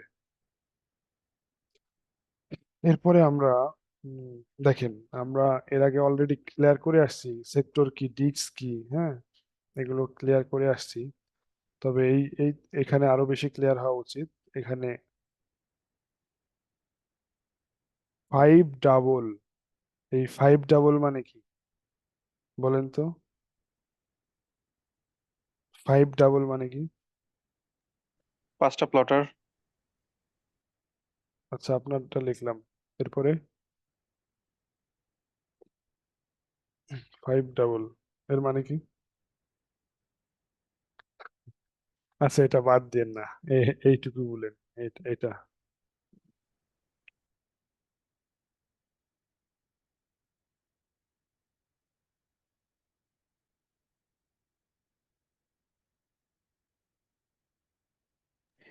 একটা প্লটার মানেই তো ভাই হচ্ছে 2 ইন্টু হচ্ছে ওই যে যে সাইজটা দেওয়া থাকবে, এই যে আমরা যে চিত্রে দেখছিলাম এই পিঠ ওই পিঠ, আমি ওইটুকু সরাসরি মিনিমাম। সময় বাঁচানোর জন্য অ্যান্সারটা দিয়ে দিলাম, হ্যাঁ। তো দেখেন, এটা আমি জাস্ট বলে দিচ্ছি, যেখানে বলতেছে ক্যাপাসিটি অফ ট্র্যাক, ট্র্যাক, আচ্ছা দেখেন, ট্র্যাক হিসাব করতে গেলে যেমন আমি বললাম না যে 365 দিনকে আপনি যদি সময়ে সেকেন্ডে কনভার্ট করেন, তাহলে যেটা করবেন সেটার মতো। কারণ আমার ট্রাকের ভিতরে কি থাকে, সেক্টর থাকে, ট্রাকের ভিতরে কিন্তু সেক্টর থাকে। তাহলে এই সেক্টরটা তাহলে এরকম হবে না, slash truck. Capacity of track দিতে গেলে আমার অবশ্যই এই জিনিসগুলো টোটালি বের করতে হবে, যে পার ট্র্যাকে পার ট্র্যাকে কয়টা সেক্টর থাকে, অর্থাৎ নাম্বার, এর সাথে এর সাথে ওই সেক্টরের সাইজ কত সেটাও গুণ হয়ে যাবে, সেক্টর সাইজ গুণ হয়ে যাবে। তাহলে আমার ক্যাপাসিটি অফ টোটাল ক্যাপাসিটি, ট্র্যাকের ক্যাপাসিটি পাওয়া যাবে। তাহলে সেক্টর আমার পার ট্র্যাকে কত আছে, 50টা বলা আছে। এরপরে সেক্টর সাইজটা কত, ওই যে এখানে বলা আছে 512 বাইট, 512 বাইট গুণ দিলাম। এরপরে যা হয় তাই। এ বলতেছে what is the capacity of disk. এবার আসেন, এই ডিস্ক মানে কিন্তু হার্ড ডিস্কের ক্যাপাসিটি বোঝাচ্ছে। হার্ড ডিস্ক তো অনেকগুলো প্লটারের সমন্বয়ে গঠিত, ঠিক আছে? এখানে হচ্ছে মোটর থাকে, এর ভিতরে অনেকগুলো ট্র্যাক থাকে, ট্র্যাকের মধ্যে সেক্টর থাকে, তাই না? তো এগুলো কিন্তু আহ, ধরেন এগুলো হচ্ছে প্লটার। তো প্লটার হচ্ছে ধরেন দেওয়া আছে কত, 5টা, তাই না? তো 5টা দেওয়া দেওয়া আছে ধরেন, তাহলে 5টা তো আপনি অবশ্যই এখানে কাউন্টে আনবেন, 5টা, ঠিক আছে। কিন্তু আমরা থিওরিতে জানি, এটা প্রশ্ন দিলেও জানি না দিলেও জানি, প্রশ্নতে যদি উল্লেখ করাও থাকে নাও থাকে, তবে উল্লেখ করা থাকলে ক্লিয়ার, মানে ডাবল প্লটার কখনো সিঙ্গেল সাইড হয় না, প্লটারের ধর্মই হলো সে ডাবল সাইডেড। এজন্য বলতেছি প্রশ্নে দেওয়া থাকলেও সেটা ডাবল, দেওয়া না থাকলেও সেটা ডাবল। তাহলে আমি, যেহেতু 5টা আছে তার প্রত্যেকটা প্লটার হলো ডাবল সাইডেড, তাহলে হচ্ছে গুণ 2 হলো। এখন এই প্লটারের ভিতরে কি আছে, 50টা সেক্টর আছে, ঠিক আছে, পার ট্র্যাকে 50টা সেক্টর আছে, এর সাথে প্রতিটা সেক্টর আবার 512 বাইট করে, তাহলে আমার টোটাল ডিস্কের ক্যাপাসিটি হয়ে গেল। বুঝে আসছে ভাই? জি ভাই। এবার দেখি কি প্রবলেম। স্পেসিফিক 6 সারফেসেস, 118 ট্র্যাক পার ডিস্ক। আচ্ছা এবার একটু করি। আচ্ছা এটা একটা প্রশ্ন, তাহলে এটা অ্যান্সার করার জন্য তোমার একটা পেজ লাগবে, আমি প্রশ্নটা পড়ি এরপরে আপনাদেরকে অ্যান্সারটা দিই। হ্যাঁ, এবার দেখেন কত বাজে আমাকে একটু বলবেন, আমার ফুল স্ক্রিন শেয়ার তো এই জন্য আমার কিছু দেখা যাচ্ছে না। 33, 11:33, 10:33। আচ্ছা 10টা 33 না, ঠিক আছে। তো ডিস্ক প্যাক, আচ্ছা ইব্রাহিম ভাই, আমি যখন আপনার একটা হার্ড ডিস্কের ফাংশন পড়ালাম আর বিভিন্ন সংজ্ঞা দিলাম তখন আপনি ছিলেন? না না, ওই যে ওয়েবসাইটের লিঙ্কটা কাজ করতেছিল না, তো আমি পরে টেলিগ্রামের চ্যানেল নিয়ে ঢুকছি। আমি ও দেরি হয়ে গেছে, আমি আচ্ছা, শিখি নাই আপনাকে এগুলো। বলে রাখি ভাই যে আমি এই ম্যাথ করার আগে ম্যাথের যে বিভিন্ন, এই যে গতকালের ক্লাসের মতো যে byte stripping, bit stripping, parity, এগুলো কিন্তু আমি রেড পড়ার আগে বুঝাইলাম, এরপরে রেড হাত দিলাম। ঠিক তেমনি ভাবে আজকের ম্যাথ করার আগে ম্যাথের ভিতরে যে ওয়ার্ড গুলো থাকে এগুলো আসলে কি, ফাংশন কি, এগুলো দেখাইছি কিন্তু আগে, আপনি হয়তো এটা মিস করছেন। তো এরপরে হচ্ছে আমরা যারা মানে আদার যারা পার্টিসিপেন্ট আছে তারা ছিলেন, তারা জানেন বিষয়টা। তো আমরা আসলে রিপিট করব না, আপনি ইনশাল্লাহ পরে একটু দেখে নিন। হ্যাঁ, তো এখানে আছে যে জি জি। ডিস্ক প্যাক থাকে, ফলেন স্পেসিফিকেশন, 16টা সারফেস থাকে, 28টা হলো 128টা ট্র্যাক থাকে পার সারফেসে, 256টা সেক্টরস থাকে পার ট্র্যাকে, আবার পার সেক্টর হলো 512। মনে রাখবেন সেক্টর সাইজ হলো এত অথবা 512 সাইজ দিবে সবসময়। What is the capacity of disk space, তাহলে ডিস্কের ক্যাপাসিটি নির্ণয় করা আমরা কি পারবো? আমি একটু সংক্ষেপে এখানেই লিখে দিই, বিগত যে প্রশ্নটা ছিল সেটা সেম ছিল।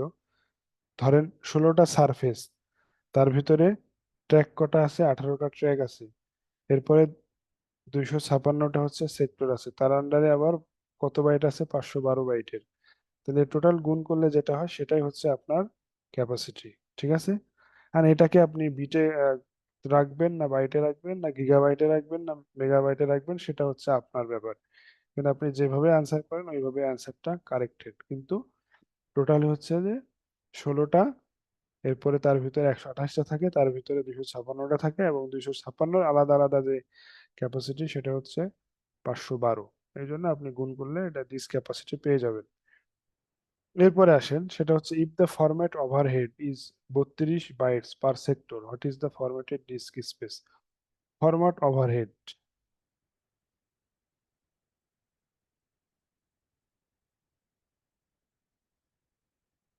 এই ফরম্যাট ওভারহেড হচ্ছে ধরেন একটা ডিস্কে এতটুক জায়গা আছে, তো এতটুক হচ্ছে আমার, মানে এতটুক হচ্ছে ফুলফিল আছে, এতটুক খালি আছে, এটা বোঝাচ্ছে। তো ফরম্যাটেড ডিস্ক স্পেসটা কত সেটা আমাকে বের করতে হবে, অর্থাৎ তাহলে আমার ফরম্যাট ওভারহেড হচ্ছে ধরেন 32 বাইট দেওয়া আছে, তাহলে ইফেক্টিভ আমার কত হবে, 512। এই যে এখানে 512 দেওয়া আছে না পার সেক্টর, তার মানে 32টা হলো আমার ফরম্যাট ওভারহেড। এখান থেকে যদি আমি ইফেক্টিভ বাদ দিই তাহলে 512 থেকে আমাকে বাদ দিতে হবে, তাহলে আমার 480 বাইটস থাকবে। ঠিক আছে, তাহলে এটা আমার ইফেক্টিভ গেল। এখন আমি যদি ফরম্যাটেড ক্যাপাসিটি নির্ণয় করতে চাই, ফরম্যাটেড ক্যাপাসিটি, তাহলে কত হবে? শুরুতেই চলে আসেন, সারফেস কয়টা? 16টা, তার আন্ডারে কত? 128, তার আন্ডারে কত? 256। কিন্তু এইখানে ইফেক্টিভ যেটা সেটাই আমাকে দিতে হবে ফরম্যাটেড ক্যাপাসিটি বের করতে হলে, 480। অর্থাৎ এখান থেকে যেটা বিয়োগ দিলাম সেটা এখানে বসবে, 512 কিন্তু এখন বসবে না। তাহলে এটাই হলো আমার ফরম্যাটেড ক্যাপাসিটি। যাই আসুক আসুক সেটা, এটা আমি যদি আমি গিগাবাইটে নিতে চাই তাহলে আমি সেটা মেগাবাইটে নিতে চাই, সেটা আমাকে দিতে হবে। তাহলে ফরম্যাটেড মেগাবাইট ক্যাপাসিটির সূত্র হচ্ছে এটা। তার আগে আমাকে যেটা হচ্ছে ফরম্যাট ওভারহেড যেটা দেওয়া থাকবে সেখান থেকে আমার ইফেক্টিভ যে স্টোরেজ পার সেক্টরেজ, এখানে এটাকে বলছি আমরা ইফেক্টিভ স্টোরেজ, ইফেক্টিভ স্টোরেজ পার সেক্টরে, সেক্টরের হচ্ছে অ্যান্সার হলো যে 512 মাইনাস 32, 480। এটা বের করতে হবে, এটার সাথে আগে যা আছে তাই গুণ দিলে আমার অ্যান্সার চলে আসবে 512 বাদে। এরপরে if the disk is rotating at 3600 RPM what is the transfer rate. আগের সাথে কিন্তু এটার কিন্তু মিল নাই। হ্যাঁ, এই যে ট্রান্সফার রেট যেটা বললাম যে আউটার মোস্ট যেটাতে থাকবে সেটাই হলো আমার হাইয়েস্ট থাকবে, এটা কিন্তু এই জিনিসটা এখন আবার এই ক্ষেত্রে ক্যালকুলেটিভ হবে। ট্রান্সফার রেটটা, ট্রান্সফার রেটটা আচ্ছা পরের পেজে একটু যাই, পরের পেজে, এখানে যেহেতু আমার অত ঘষা মাজা করা ঠিক হবে না। ধরেন আপনাকে ডিস্ক রোটেশন, ডিস্ক রোটেশন কত? 3600। আচ্ছা 3600 কোথায় পেলাম? এই যে প্রশ্নে দেওয়া ছিল, প্রশ্নে দেওয়া ছিল এই যে লাস্টেরটা 3600 আরপিএম এ ঘুরে এসে। তাহলে আমার এখানে লিখলাম হচ্ছে 3600 আরপিএম।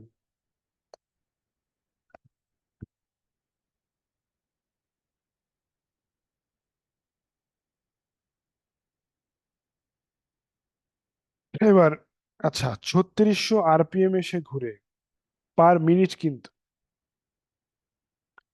তাহলে সে পার সেকেন্ডে কত ঘুরে?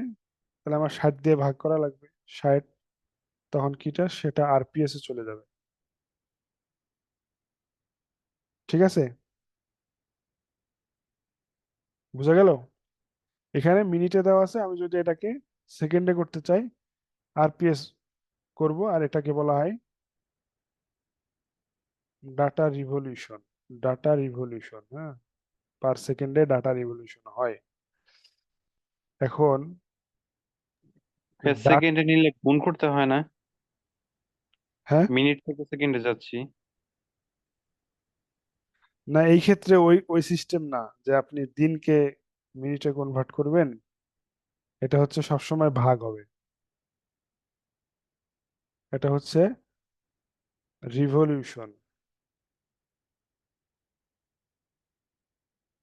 Per second, per second.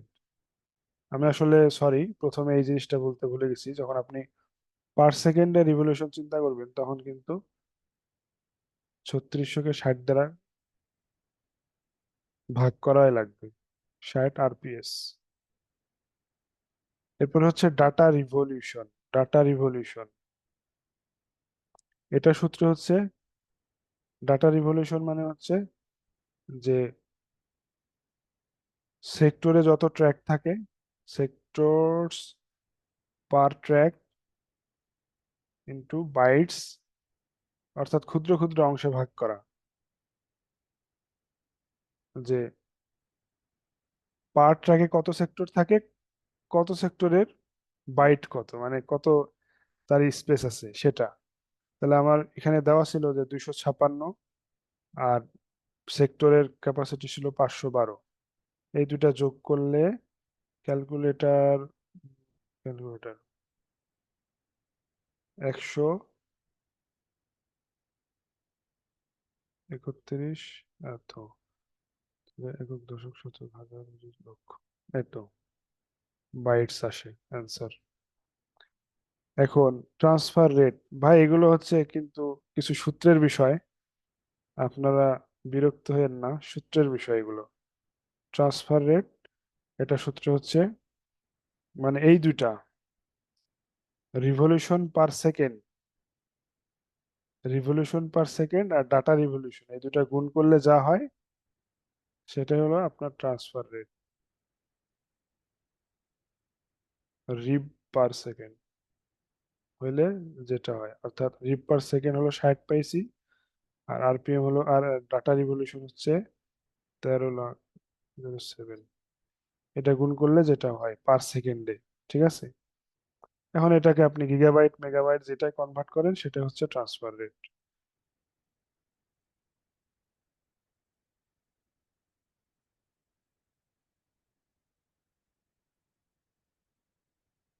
যাই হোক, এটা আশা করি বুঝতে পারছেন।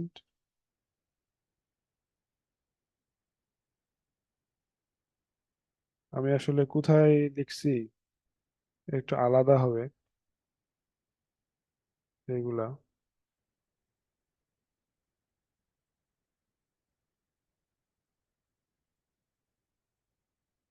এটা হবে, এর পরের অঙ্কটা হচ্ছে এটা, এটা আপনারা সহজ পরীক্ষায় আপনারা দিয়ে দিচ্ছেন, এই জন্য আমি সরাসরি অ্যান্সারটা দিলাম।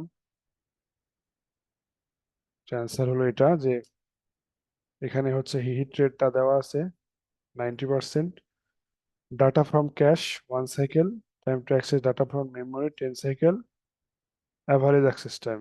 এখন ইব্রাহিম ভাই যে সূত্র বলছে ওই সূত্র এখানে কাজে দিবে। ইব্রাহিম ভাই আছেন?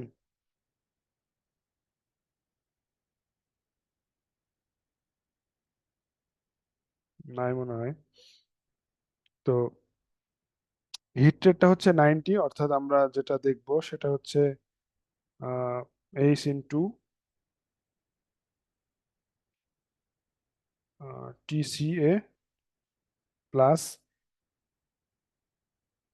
1 মাইনাস এইচ ইন্টু টিসিএম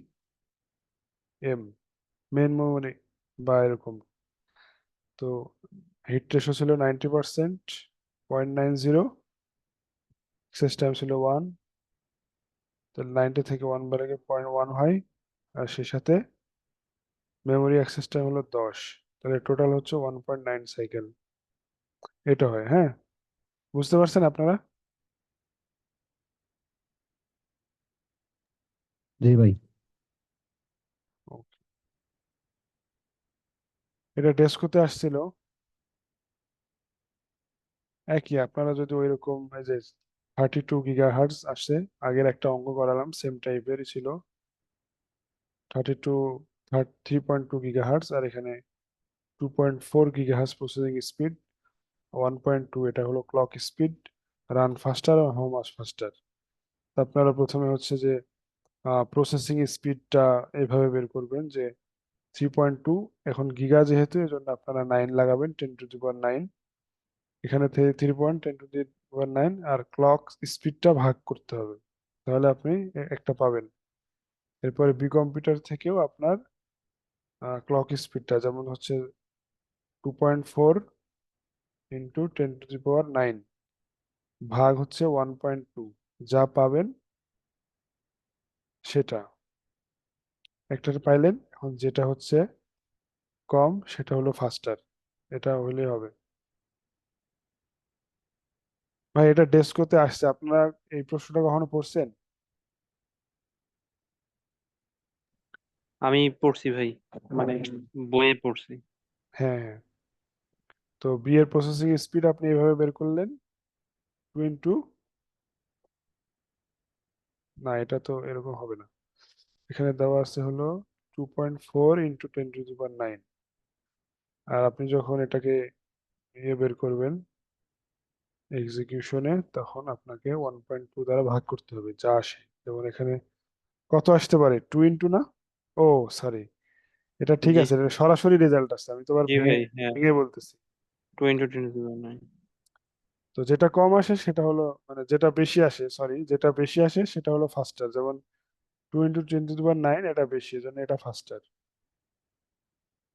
এই বাঘের ব্যাপারটা একটু বলেন তো। কোনটা? এটা টু ভাগ দেওয়ার করলেন নাইনটা না, কিভাবে হইলো? ক্লক হ্যাঁ স্পিড দিয়ে তো ভাগ দিলেন, প্রসেসিং স্পিড রে ক্লক স্পিড দিয়ে ভাগ দিলেন না, হ্যাঁ হ্যাঁ, কেন দিলেন ভাগ? বুঝিনি। 2.4 রে 1.2 দিয়ে ভাগ দিছেন না, এটা কেন দিছেন? আচ্ছা, এই যে এখানে দেখেন, এখানে প্রসেসিং স্পিড দেওয়া আছে।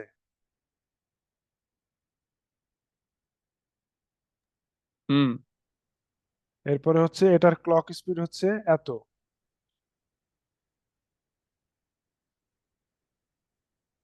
ঠিক আছে? এখন ফাস্টার যদি আমি বের করতে চাই তাহলে কি কি বের করতে হবে? কি বের করতে হবে? এটা হচ্ছে যে অ্যাক্সেস টাইমটা বের করতে হবে না আমার,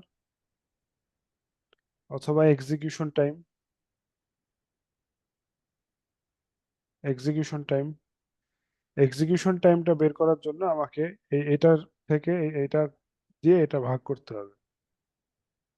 তো যখন আমি এটা পাবো, তো দুইটা কম্পেয়ার করে যেটা বেশি সেটা হলো আমি ধরে নেব এটা ফাস্টার। ঠিক আছে, না, এখানে ব্যাপারটা হচ্ছে আসলে কি হইছে? ধরেন প্রসেসিং স্পিড, এটা এটা কি বোঝায় হলো গিয়ে যে আমরা ইনস্ট্রাকশন দিলে ও মানে আচ্ছা, প্রসেস করে। গিগাহার্টজ মানে তো পার সেকেন্ড, এই তো মনে হয়, মানে এক সেকেন্ডে 3.2 ইন্টু 3.2 গিগা পরিমাণ কিছু প্রসেস করে, কি এটা হ্যাঁ হ্যাঁ ইনস্ট্রাকশন সংখ্যা, হ্যাঁ, ইনস্ট্রাকশন। সংখ্যা 3.2 ইন্টু 10⁹ এটা হলো গিয়া ওর প্রসেসিং স্পিড, মানে এক সেকেন্ডে 3.2 ইন্টু 10⁹ সংখ্যক ইনস্ট্রাকশন প্রসেস করতে পারে। আর হ্যাঁ, ক্লক স্পিড, এখানে ক্লক স্পিড জিনিসটা কি, মানে এটা আসলে ফিজিক্যালি কি কাজ করে?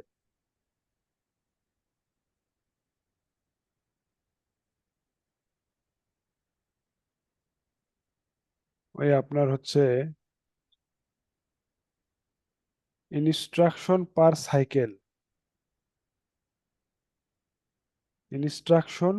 সাইকেল। এটাই হলো ক্লক স্পিড।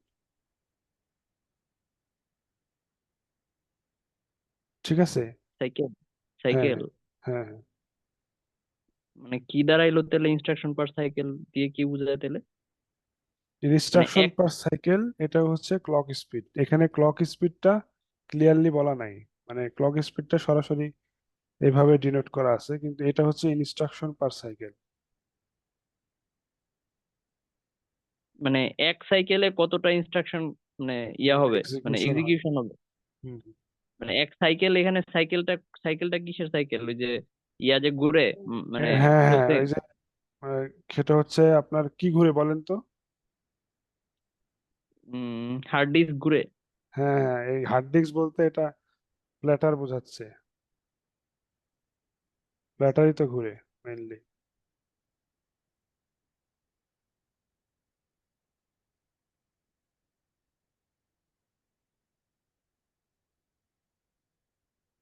তাহলে তো এটা কোনো একক নাই, নাকি আছে? না না,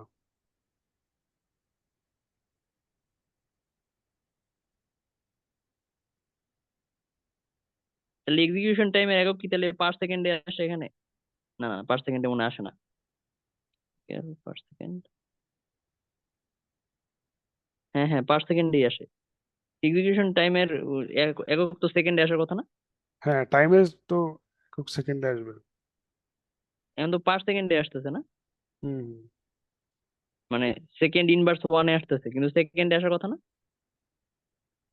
না, এখানে কিন্তু মানে আপনার সেকেন্ড ইনভার্স হয়ে আসবে পার সেকেন্ড।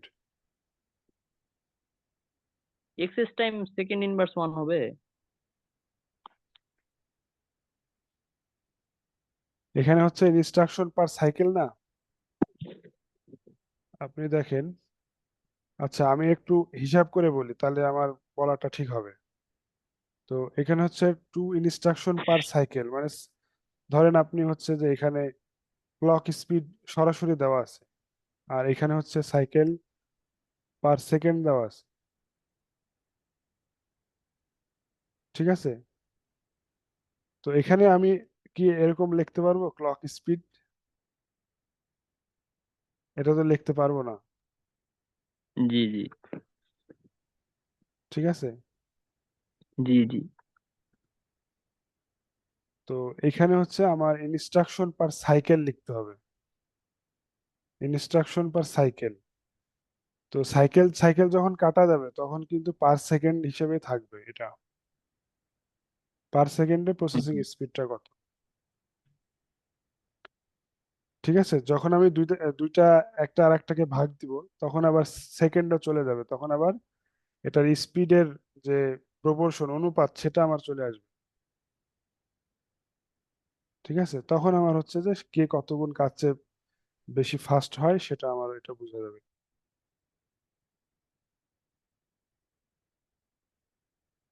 ঠিক আছে ইব্রাহিম ভাই? জি জি আচ্ছা, এই অঙ্ক অনেকবার করালাম, 2বার করালাম, হ্যাঁ, আপনারা একটু দেখে নিন। আচ্ছা ভাইয়া, ক্লক স্পিড আর ক্লক সাইকেল কি কি একই ধরা যায়? ক্লক স্পিড, ক্লক সাইকেল, না, ক্লক সাইকেলের সাথে আপনার পার সেকেন্ড উল্লেখ করতে হবে। মানে ক্লক, সরি কি বললেন, কি ক্লক স্পিড আর হ্যাঁ, ক্লক স্পিড আর ক্লক সাইকেল কি একই ধরা যায় কিনা? ওই ক্লকটাই আসলে মেইনলি হলো আপনার সেকেন্ড হিসেবে আসে, হ্যাঁ। তো আপনি এটাকে এটাকে সেম বলতে পারেন, কিন্তু ক্লক স্পিড এটা মানে ক্লিয়ারলি বলা থাকে না, কিন্তু নর্মালি একটা অঙ্কে যদি এরকম বলা থাকে যে ক্লক সাইকেল, জিনিসটা বুঝতে সহজ হয়। আর ক্লক সাইকেল মানে হচ্ছে ক্লক স্পিড বলতে বোঝাচ্ছে যে পার সেকেন্ডে সে কতটুকু অ্যাক্সেস করে বা এক্সিকিউট হয়, এরকম জিনিস বোঝাচ্ছে, হ্যাঁ। মানে জি ভাইয়া, মানে এই টাইপের ম্যাথ গুলার মধ্যে অনেক সময় বলা থাকে যে শুধু ক্লক, বা কোথাও হ্যাঁ, লেখা থাকে যে ক্লক সাইকেল, কোথাও লেখা হ্যাঁ, থাকে হ্যাঁ, ক্লক স্পিড। কিন্তু হ্যাঁ, ম্যাথ হ্যাঁ, গুলা করতে গেলে দেখা যায় যে সবগুলা কনফিউশন প্রায় তৈরি সেম। হয়। হ্যাঁ, কনফিউশন হ্যাঁ তৈরি হ্যাঁ। হয়। তো আপনারা এটা একই বুঝবেন, ঠিক আছে, এটা একই বুঝবেন।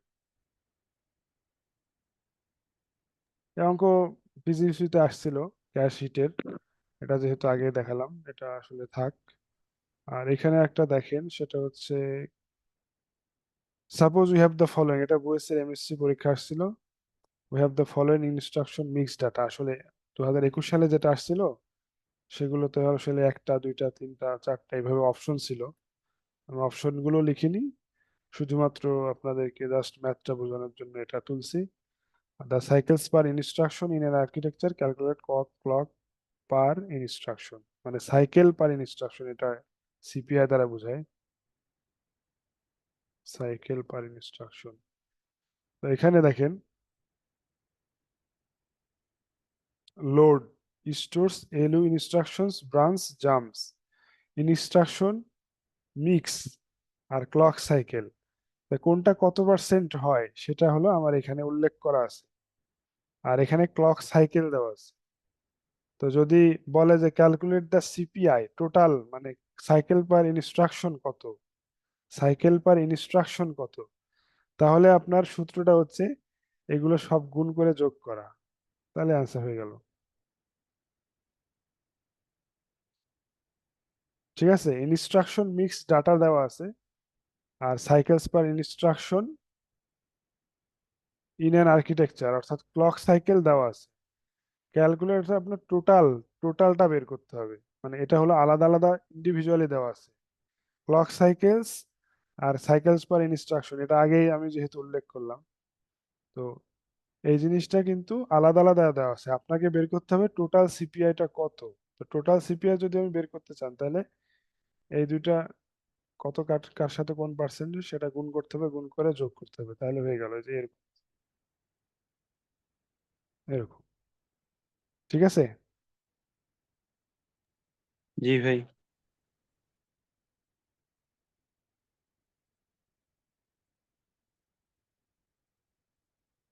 কত বাজে এখন ভাই?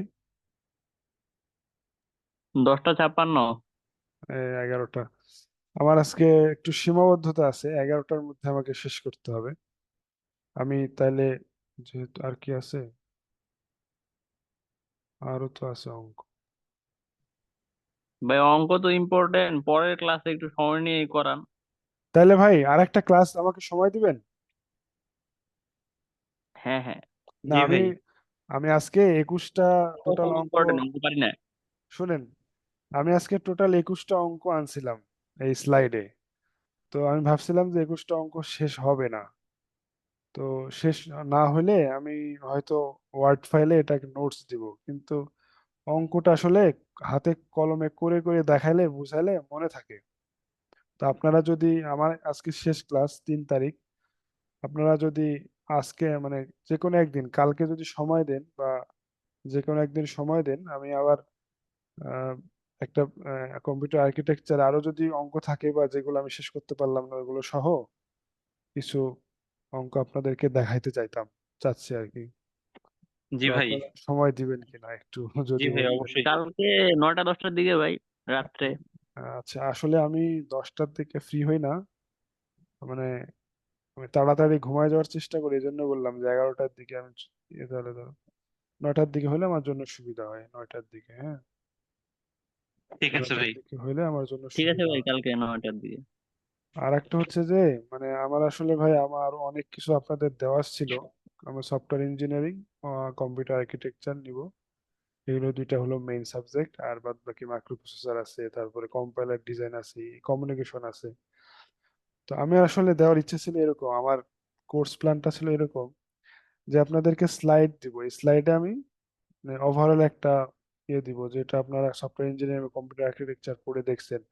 স্লাইডে বেশি কথা লেখা থাকে না, আমার মুখে যেগুলো বুঝায় ওগুলো আমি পেন দিয়ে দিয়ে বুঝাই।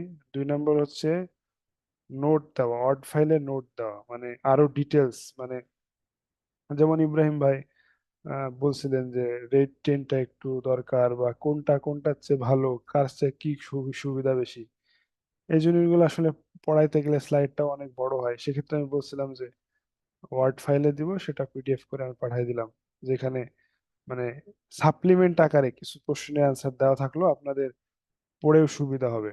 এগুলো আসলে 3 দিনের লেকচারে, মানে আরেকটা হচ্ছে কম্পিউটার আর্কিটেকচার সবসময় পরীক্ষা আসেও না, আবার দেখা গেল যে আসলে আপনার যদি ওই চ্যাপ্টারের উপর দখল না থাকে আপনি পারবেন না, মানে দুই দিকেই বিপদ। একটা হচ্ছে কম আসে, আপনার পড়তে মন চাবে না, আর একটা হচ্ছে আসলেও কনসেপচুয়াল প্রশ্ন আসবে, আপনার যদি প্র্যাকটিস না থাকে পারবেন না। মানে স্লাইডের সাথে সাথে আমার একটা নোট, পিডিএফ নোটস দেওয়ার ইচ্ছা। এরপর হচ্ছে হ্যান্ড নোট দেওয়ার ইচ্ছা।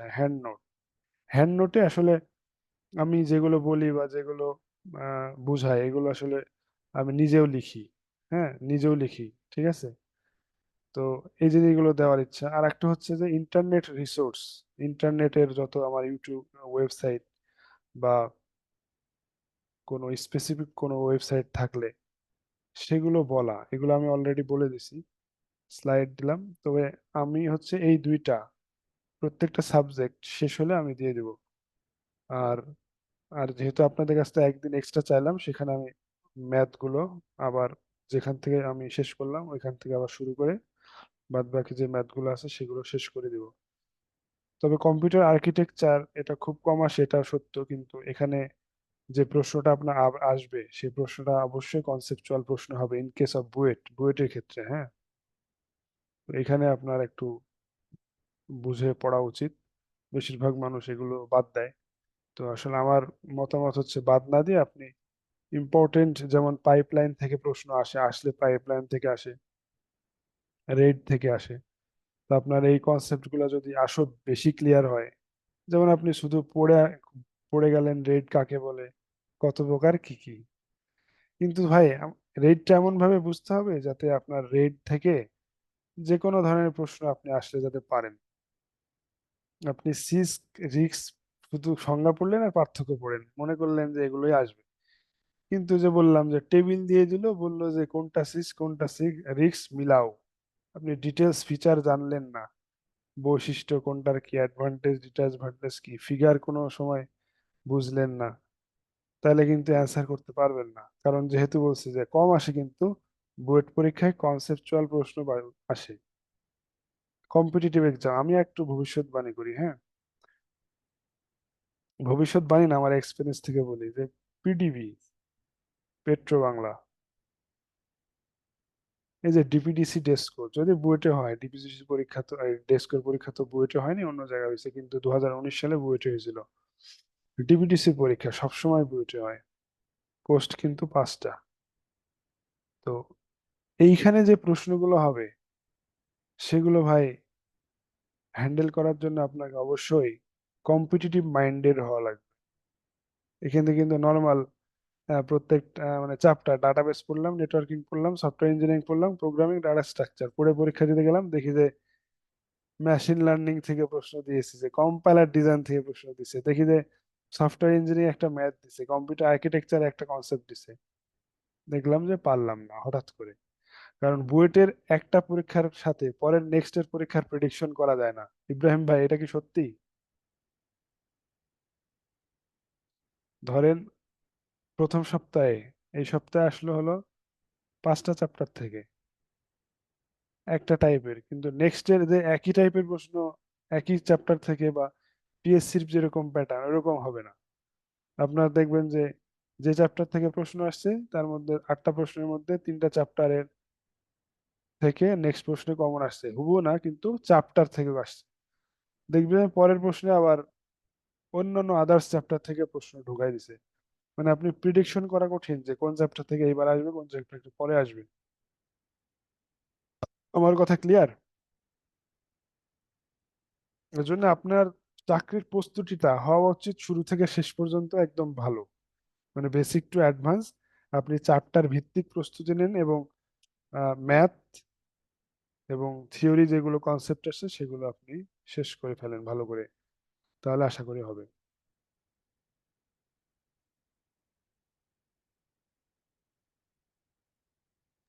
ঠিক আছে ভাই।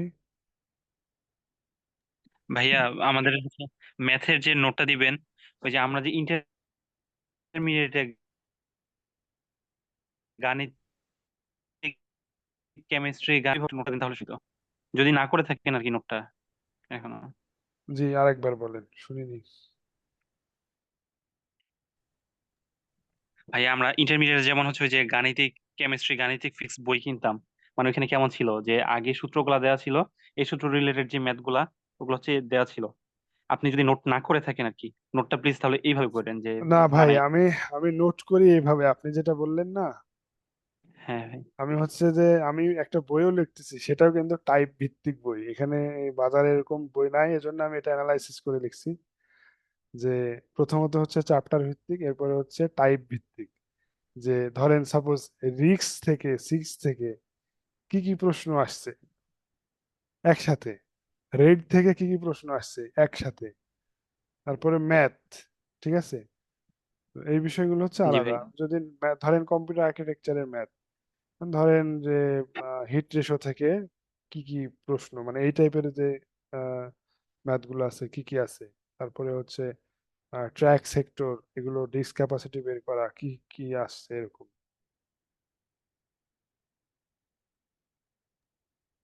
ভাই ওই জি বইটা কতদিন মাঝে পাবো আমরা, আপনার ওই বইটা? আপনার বই নিতে চাইলে আমরা, মানে আমি ব্যক্তিগতভাবে আপনাকে আমি আহ, মানে বড় ভাই হিসেবে বইটা প্রিন্ট করে দিতে পারি, কিন্তু প্রফেশনালি প্রিন্ট করতে গেলে আমার আরো সময় দরকার। ও আচ্ছা। বুঝতে পারছেন? জি জি। ভাই আমরা মানে আমি ব্যক্তিগত তাহলে আপনাকে আমি যোগাযোগ করবো আর কি, হ্যাঁ হ্যাঁ, মানে ওইটা বইটা। মানে আমার ভলিউম 1টা হচ্ছে বুয়েট প্যাটার্ন, ভলিউম 2 হচ্ছে অন্যান্য যত চাকরি পরীক্ষা আছে, যেমন ধরেন IBM, IST, BBIM, CTI, DUET, KUET, যত প্যাটার্ন আছে মিক্স সবগুলো একসাথে করে, কিন্তু প্যাটার্ন ভিত্তিক এবং চ্যাপ্টার ভিত্তিক আলাদা আলাদা। হ্যাঁ, আর ভাই ভলিউম ওইটা কি 3, আপনার টোটাল একদম কমপ্লিট রেডি? আমার বুয়েট প্যাটার্নের যে ভলিউম 1 সেটা আমার রেডি। মানে রেডি বলতে আচ্ছা আমার সব কন্টেন্ট সাজানো হয়ে গেছে, এখন বাকি আছে হচ্ছে রিভিউ করা, মানে এরর হলে সেটা কারেকশন করা, এই বিষয়গুলো বাকি আছে। আচ্ছা। ঠিক আছে। তো জি জি।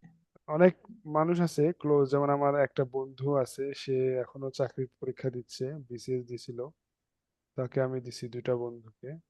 আর আশেপাশে যারা ক্লোজ আছে তারা, তাদের তারা যদি ইমার্জেন্সি ভিত্তিতে চায়, আমি জানি অনেকেই চায় যে ভাই আপনার কোনো বই আছে কিনা, তখন তার আমি মিথ্যা বলতে পারি না। আমি বলি ভাই আমার একটা বই পাবলিশেবল, মানে পাবলিশ এরকম হবে, আমার এই কন্টেন্ট এরকম আছে, আপনি চাইলে আপনাকে হেল্প করার জন্য অ্যাজ এ বড় ভাই আমি আপনাকে প্রিন্ট করে দিতে পারি, কিন্তু কোনো পিডিএফ বা ওয়ার্ড ফাইল আমি দিতে পারবো না, এটা আমার সীমাবদ্ধতা। এই ভাইয়া আমরা হচ্ছে ওই যে কিছুদিন আগে পেট্রো বাংলার সময় যে একটা এক্সাম ব্যাচ এক্সাম করেছিলাম, তখন যে একটা বই দিয়েছিলেন, এটা কি ওই বইটাই? আচ্ছা, ওইটা আসলে আপগ্রেড ভার্সন। হ্যাঁ, আমি তো সবসময় ওইটা প্রতিনিয়তই আপডেট করি। যেমন আমি ওই শীটটা যেটা দিয়েছিলাম সেটা এখন থেকে একটু ব্যাকডেট, কিন্তু এখন যেটা করা সেটা আরো বেশি আপডেট করা। আপনি পেট্রো বাংলা সম্ভবত পরীক্ষা 2023 সালে, আচ্ছা আচ্ছা। 24 সালের জুলাইয়ের দিকে হয়েছিল না, নাকি মে, মে মাসে মনে হয়। জি হ্যাঁ, ভাই। মে মাসে হয়েছিল মনে হয়। তো মে মাসে, আর আমি রিসেন্টলি হলো 2024 ডিসেম্বর পর্যন্ত যেটুকু করছি সেটা তো 6 মাসের পার্থক্য। তো 6 মাসে আসলে অনেক কিছু চেঞ্জ করা হয়েছে যেগুলো আগেরটাতে নাই। হ্যাঁ, আচ্ছা এটাই বলবো আর কি। তবে এটা ভাইয়া। আমি যদি, আপনারা যদি আমাকে রিকোয়েস্ট করেন, আমি এই পারপাজে দিতে পারি যে অ্যাজ এ বড় ভাই আপনাদের উপকারে আসবে, চাকরি পরীক্ষায় আপনারা কমন পাবেন বা ভালো করবেন, এই জিনিসটা এই উদ্দেশ্যে দিতে পারি। আর একটা হচ্ছে আপনারা যদি কোনো ভুল পান, কাইন্ডলি যদি মানে আমাকে ফিডব্যাক দিবেন যে ভাই এই জিনিসটা আমার কাছে ভুল মনে হচ্ছে, কারণ আমিও মানুষ, আমিও একজন ছাত্র। আসলে শিখতে শিখতেই অনেক কিছু করা, ইন্টারনেট, ওয়েবসাইট, বিভিন্ন ইউটিউব ঘেটে ঘেটে জ্ঞান অর্জনের মাধ্যমে এই জিনিসগুলো সাজানো। তো বই নিতে হলে দুইটা ক্রাইটেরিয়া, একটা হচ্ছে যে আপনারা এটাকে মনে করবেন যে প্রফেশনাল কোনো বই নয়, কারণ আমার এখনো পেজ নাম্বারটা দেওয়া হয়নি, তবে কন্টেন্ট আছে, সহজে খুঁজে নেওয়া যাবে। ফাইনালি পেজ নাম্বার দেওয়া হয়নি, কন্টেন্ট আছে, প্রশ্ন আছে এবং সিরিয়াল নাম্বার দেওয়া আছে, খুঁজে সহজেই নেওয়া যাবে। আর একটা হচ্ছে ফিডব্যাক দিতে হবে যে এই জিনিসটা আমার কাছে ভুল মনে হচ্ছে, এই জিনিসটা আমার কাছে সঠিকটা এটা মনে হচ্ছে, তখন আমাকে ফিডব্যাক দিলে আমি কারেকশন করে নিব। ঠিক আছে, এইভাবে। তো ঠিক আছে, আমাকে নক দিয়েন, আমি ইনশাল্লাহ চেষ্টা করব। জি ইনশাল্লাহ। ভাইয়া ভাইয়া জি জি। হ্যালো। জি ভাইয়া হচ্ছে ওই বলেন। যে এক্সাম ব্যাচে যে আপনি হচ্ছে যে রিসোর্স গুলা দেন, মানে হচ্ছে ওই যে বিগত সালের প্রশ্ন, বা হচ্ছে ওই যে বিভিন্ন প্রশ্ন থাকে যে মানে জি। 244-এ যে আপনি দিচ্ছেন, ওগুলার আনসার সহ কি কোনো বই আছে, নাকি এই এই বইটাই ওই আনসার সহ? আসলে এই বইয়ের ভিতরে, আচ্ছা আমি একটু রেকর্ডটা অফ করি, কারণ এই জিনিসটা আচ্ছা পড়ার অন্তর্ভুক্ত কোনো টপিক না তো।